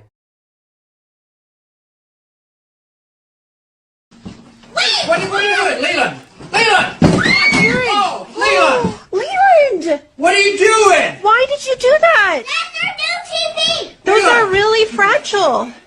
That's our new Why TV. did you do that? That's our new TV! Hopefully the TV works. You're gonna have to wait, okay? I gotta hook it up.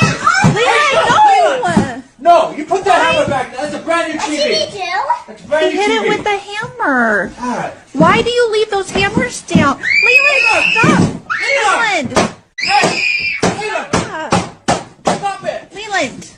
Stop it! It doesn't make any sense. Leland! Holy crap, Leland, enough! You're dead to it. Oh my God! Leland! Oh my God, how grounded you are? You just busted a brand new TV! Leland, the TV? Leland! God, I didn't even take the freaking tag off yet! No, Leanna, don't touch it. Oh my gosh. Leland! So now we got two busted TVs. All right, let's go, man. Get This is- Leland. that's the point. Leland, See, get the Leland. government, they didn't only do it to the Negro, they did it to white folks too. There used to be on a time that those grown folks could have checked his little behind. They could have restrained him. They could have whooped him. They could have spanked him. They could have done something, but now they know he'll go call what? DCFS. They should have backhand, put his little butt over their knee, and wore his out. But the government said you can do all that. Noah, what are you? All right, yes, yeah, this one here. All right, go on with this one, Amara. Noah, what are you doing? Noah. Noah. Stop. I told you stop doing. Now, see, that's the type of creature that squat these young'uns out. You understand? She think that's funny, but when he turned out to be a little rapist,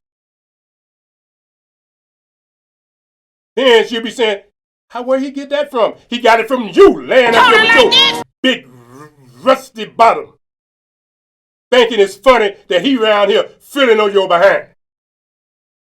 You turning him into a little creature. Yeah. Now look at this one here. Now I hope they let this play. I thought it was nice. I like it, but I know For you, mama, wanna leave me in the corner like this? Check it. It's beef. Tell me what did I do? Only thing I really did is ask for some juice. Never knew I was getting on your nerves, baby boo. You should've said something before you jumped out the roof. But it's all good cause I'm chilling in the corner while you in the back smoking on that marijuana. Think I don't know? Yeah, I smell the aroma. Weed so loud you can smell it around the corner.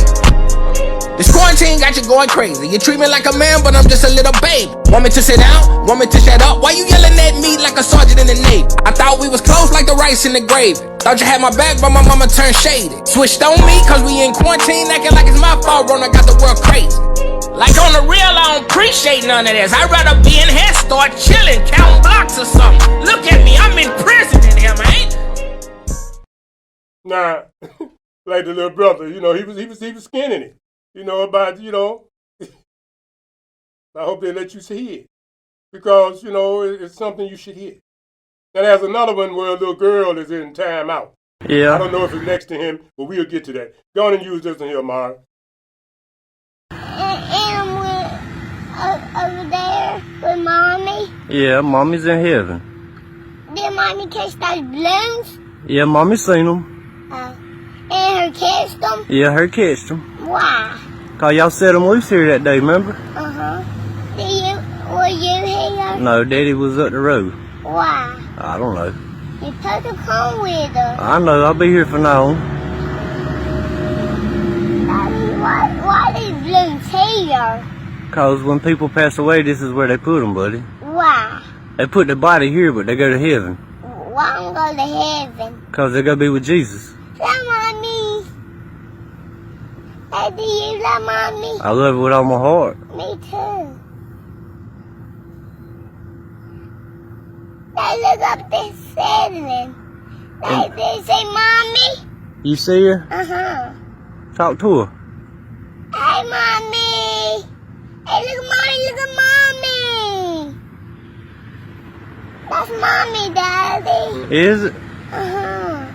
Up there. You miss her too? Daddy does too. Love mommy. Love mommy. Mommy, this one bye-bye. Huh? Mommy, this one bye-bye. Yeah. Where's mommy at? Up there, up heaven. Who's she with? With Jesus, with him. With who, him? Him with Jesus.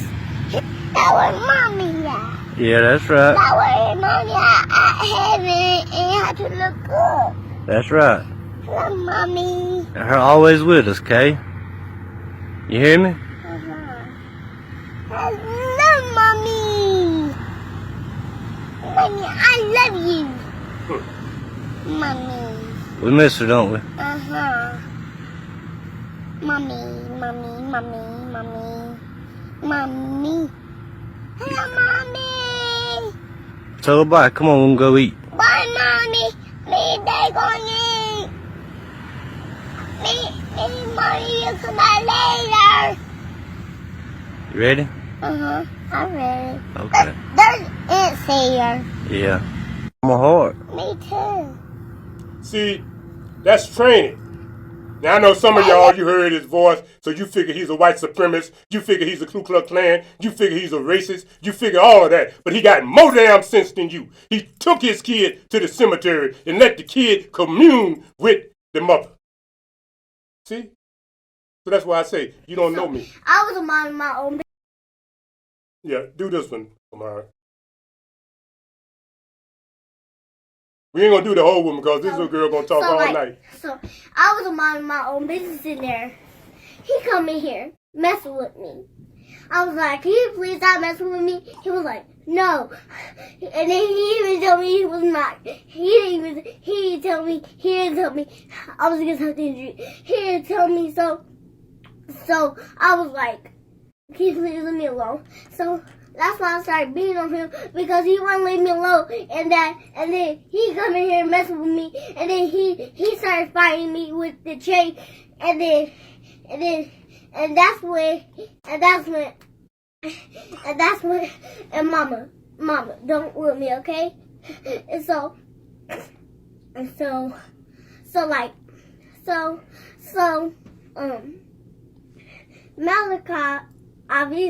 Malachi over here messing with me, and he was hitting me with the chain, and that was my paper, and he was like, I was like, what? He was like, nothing. I was like, what's wrong? He was like, nothing. I was like, and then mama, do not get a flip flop. And then Malachi, I didn't even say nothing back, and then Malachi was like, and then I started to fight him because he wouldn't leave me alone. Because I wanted to be lonely.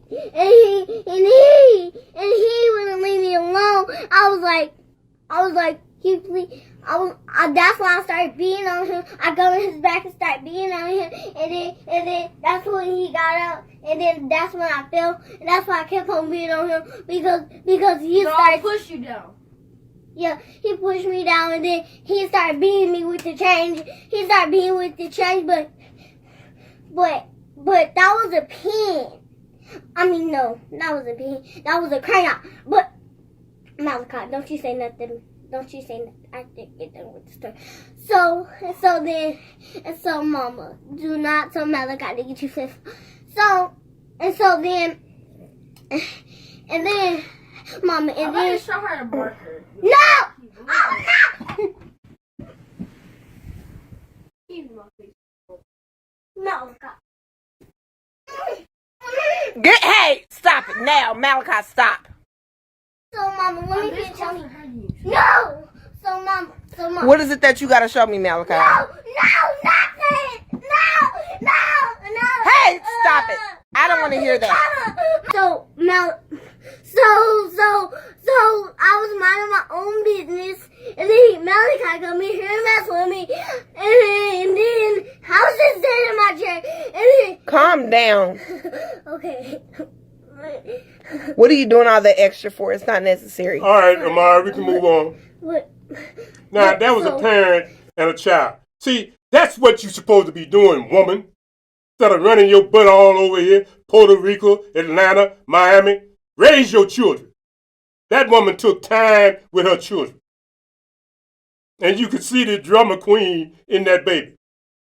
But their mama took time and processed it. She wasn't cursing that kid. She wasn't making a fuss. She was facilitating what? Harmony. And she was teaching them.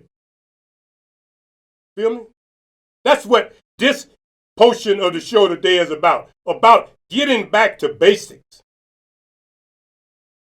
The mama wasn't critical. The mama saw through it. It was a little baby. She was playing with her brother. Boy, but she was woo-woo. She had to get it out and get it in. But the mama didn't jump on Malachi, the little boy. She didn't abuse the girl and make her shut up. Oh, she didn't. She asked her like a concerned, nurturing parent. You know what I'm saying? Some of y'all need to try that instead of shaking your behind, talking about you twerking or whatever in the hell you call it. You need to go somewhere and sit down and start raising your children. That's what you need to do. You don't say nothing to me about, what about the black man? Y'all don't want no black man. You don't stand the black man. White folks done make you think that you don't need no black man. So stop talking about where's the black man. He exactly where you and the white folks want him. Out of your life because you don't want him to help with that. Because a whole bunch of them would like to be there with them kids to help raise them. All you got to do is look at all of them getting killed. Very seldom do you see a man, and all of the men ain't in jail.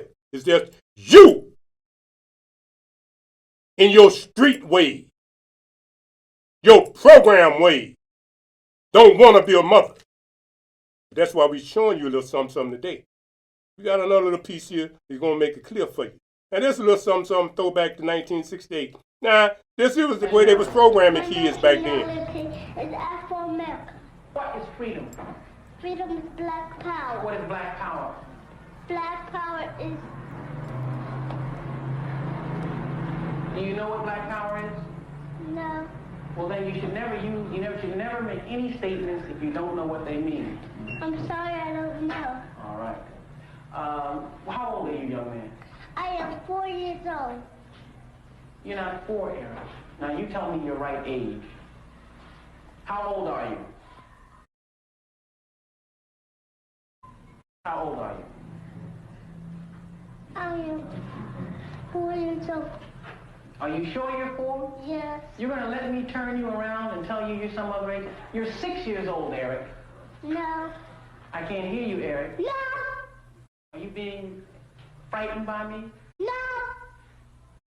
I'm a teacher. I said you're 6. I am 4 years old. All right, then. You stand up for it, then. You shouldn't be weak. You stand up and say it. You ought to scream it in my face if I try to tell you different, right? Yes. Have a seat. Stand up, young man. Are you a Negro, Travis? No. Are you a flunky, Travis? No. What are you? I am black and beautiful. And what else are you? Are you a boy? No. What are you? I'm a man. What kind of man? Black and beautiful man. Well, what kind? Are you an old man or a young man? Young man. You, young man, you come here.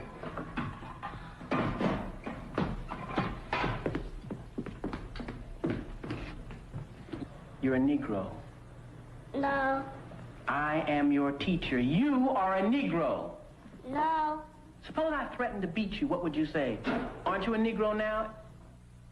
No. What are you? I'm black and beautiful. What is your nationality? My nationality is Afro-American. Suppose I had some money in my pocket. Suppose I gave you $1 to say that you're an American Negro. This is money now. Money talks. Money talks. This $1.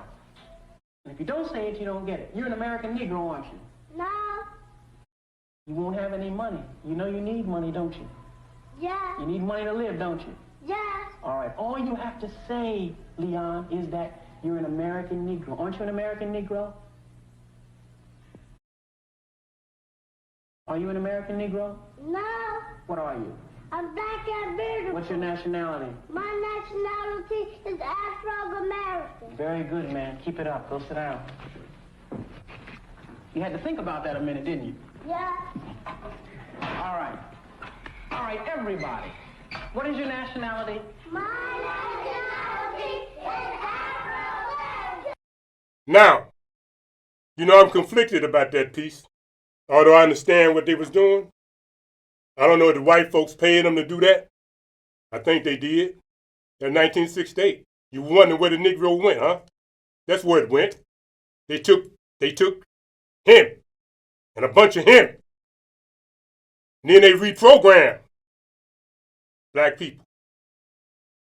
They reprogrammed the Negro to the garbage you got now. A confused shell of a person. That adult didn't come over there on his own. White folks gave him money to go in there and program them babies not to be Negro, to become that foolishness that they became. And yeah, I stand on you are a Negro, but I went through the same foolishness. Didn't want to hear the word Negro. Didn't want to hear it. But when I got to Africa, wasn't no African American, and you wasn't no African. You was just my lost brother. Elijah Muhammad said, lost and found in the wilderness of North America. But they used dudes like him to program the Negro into them niggas they had in the colleges then, that they was using as CIA agents to call themselves your black leaders.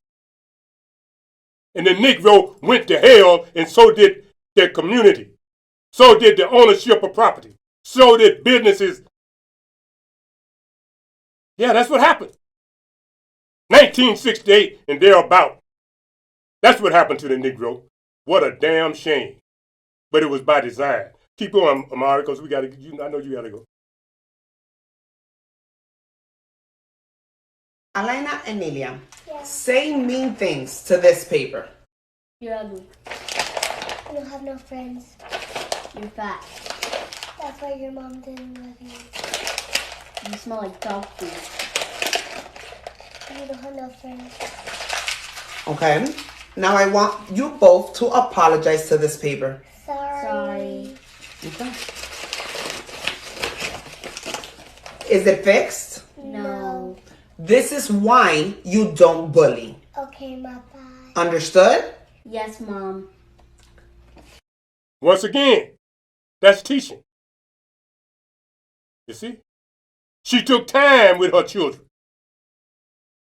That's teaching. You new generations, you ought to be ashamed of yourself. You don't take no time with them, not to teach them nothing positive. Teach them to roll up your behind, because you ain't got no man. That's the one I'm looking for, Amara. Yeah. Yeah. Play that, Amara. That's what I've been looking for all morning.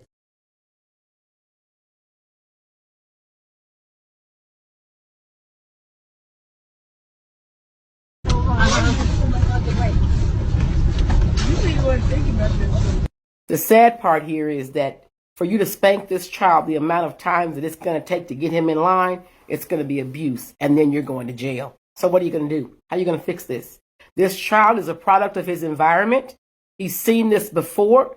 It's become normalized to him. So what are you going to do? How are you going to fix this problem? Because if you don't fix this problem, you are going to bury your child.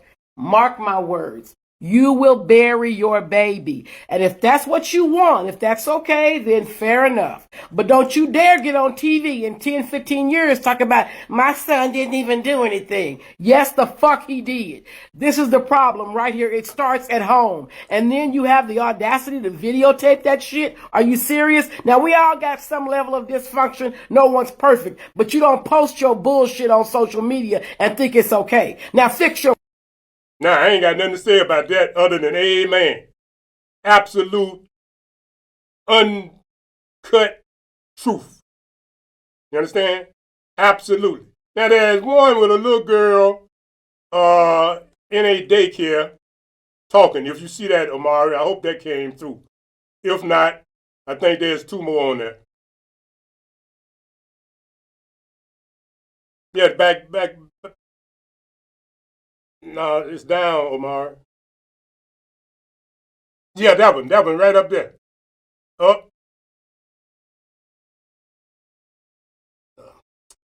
But anyway, it's a little girl in talking to the teacher at school. That's seriously profound. All right, this is cool. Let's show this one because this is a man involved.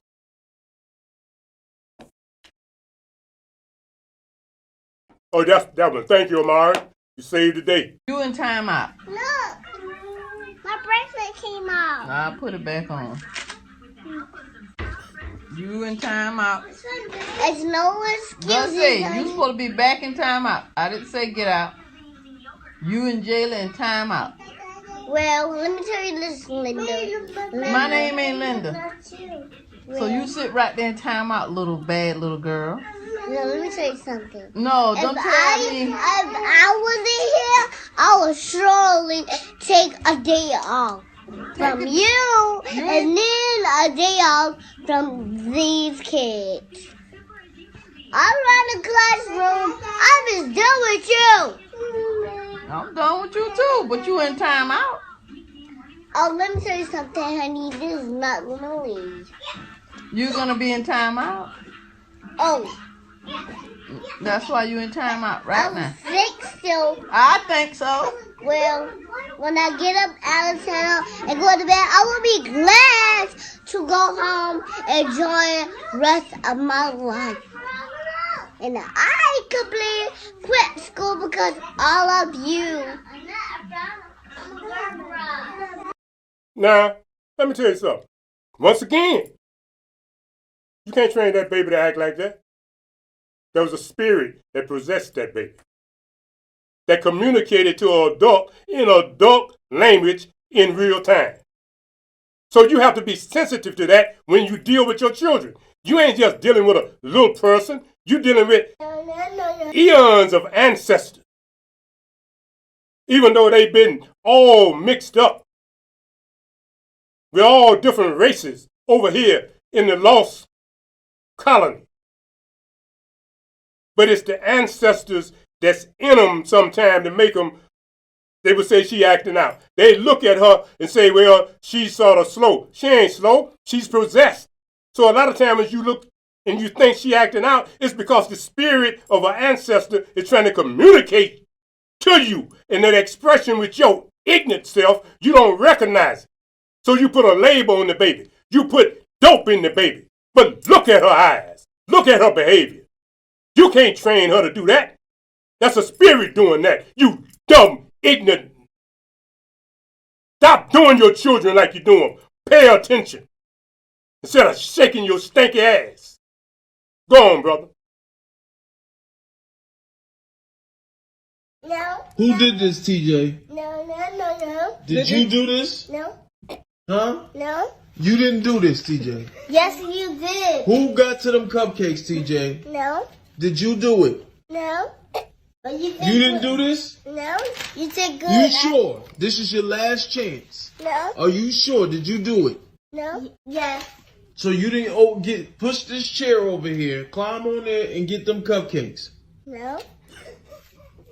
Now we already know about CJ. I hate to say it. He gonna make a hell of a fine lawyer. Because, boy, he already know how to deal with that no thing. He's handling it.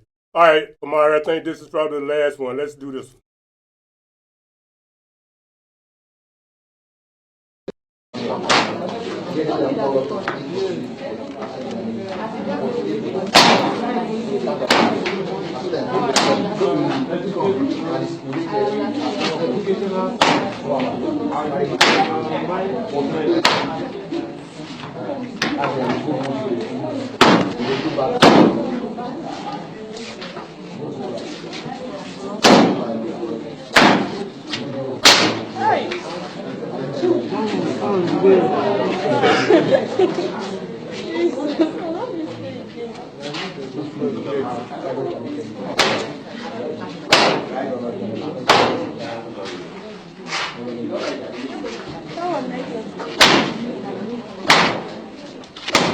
right, that's enough of that, Amara. They got it.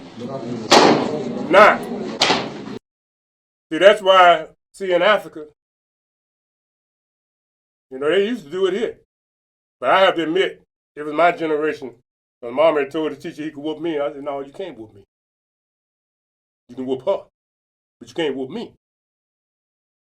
I don't mean no harm, but even back then when I was a little boy, no, man, you can't whoop me. Who the hell is you? So I know that's why I've been out here a long time, man. Didn't nobody tell me that. It was my generation when we started breaking loose. I was in the cotton patch, and somebody said something to me, and I ran up. Didn't no kids do that back in them days, because we all got our spirit. They said, what's wrong with that boy? Ain't nothing wrong with me, but dude, you ain't what? So I understand what they mean. You ain't my daddy, you ain't my mama. Yeah, I understand. It started with us. Just like in 68, when they had them operatives out there telling Negro children they weren't Negroes and reprogramming them. I just didn't get too reprogrammed. Look at me and you think I'm damaged. I don't give a damn what you think. I got sound body, mind, and a terminal degree. Now you go get your PhD, and then you figure out who you are. Because I damn sure know who I am. And I know it's the ancestors. Like they used to say in the church, nothing but the blood changed me. I ain't talking about Jesus' blood. Changed me, saved me. The blood of our ancestors. And that's what you all need to connect to. Is there anything else on that list, Amara? Well, it's been work today. We've been here for a minute. We got 3 shows done. I really want to appreciate it, Amara, for giving me the opportunity to do this. Because this is something that needed to be done. And we ended it with that. The whole teaching staff was standing out there witnessing the punishment of some misbehaving students. That's how they do it. Now you can't even whoop yours in the house now. So now the police killing them and whooping them because they clown. You might have to go back some of the old ways. But until next week, Alafia, peace, and good health.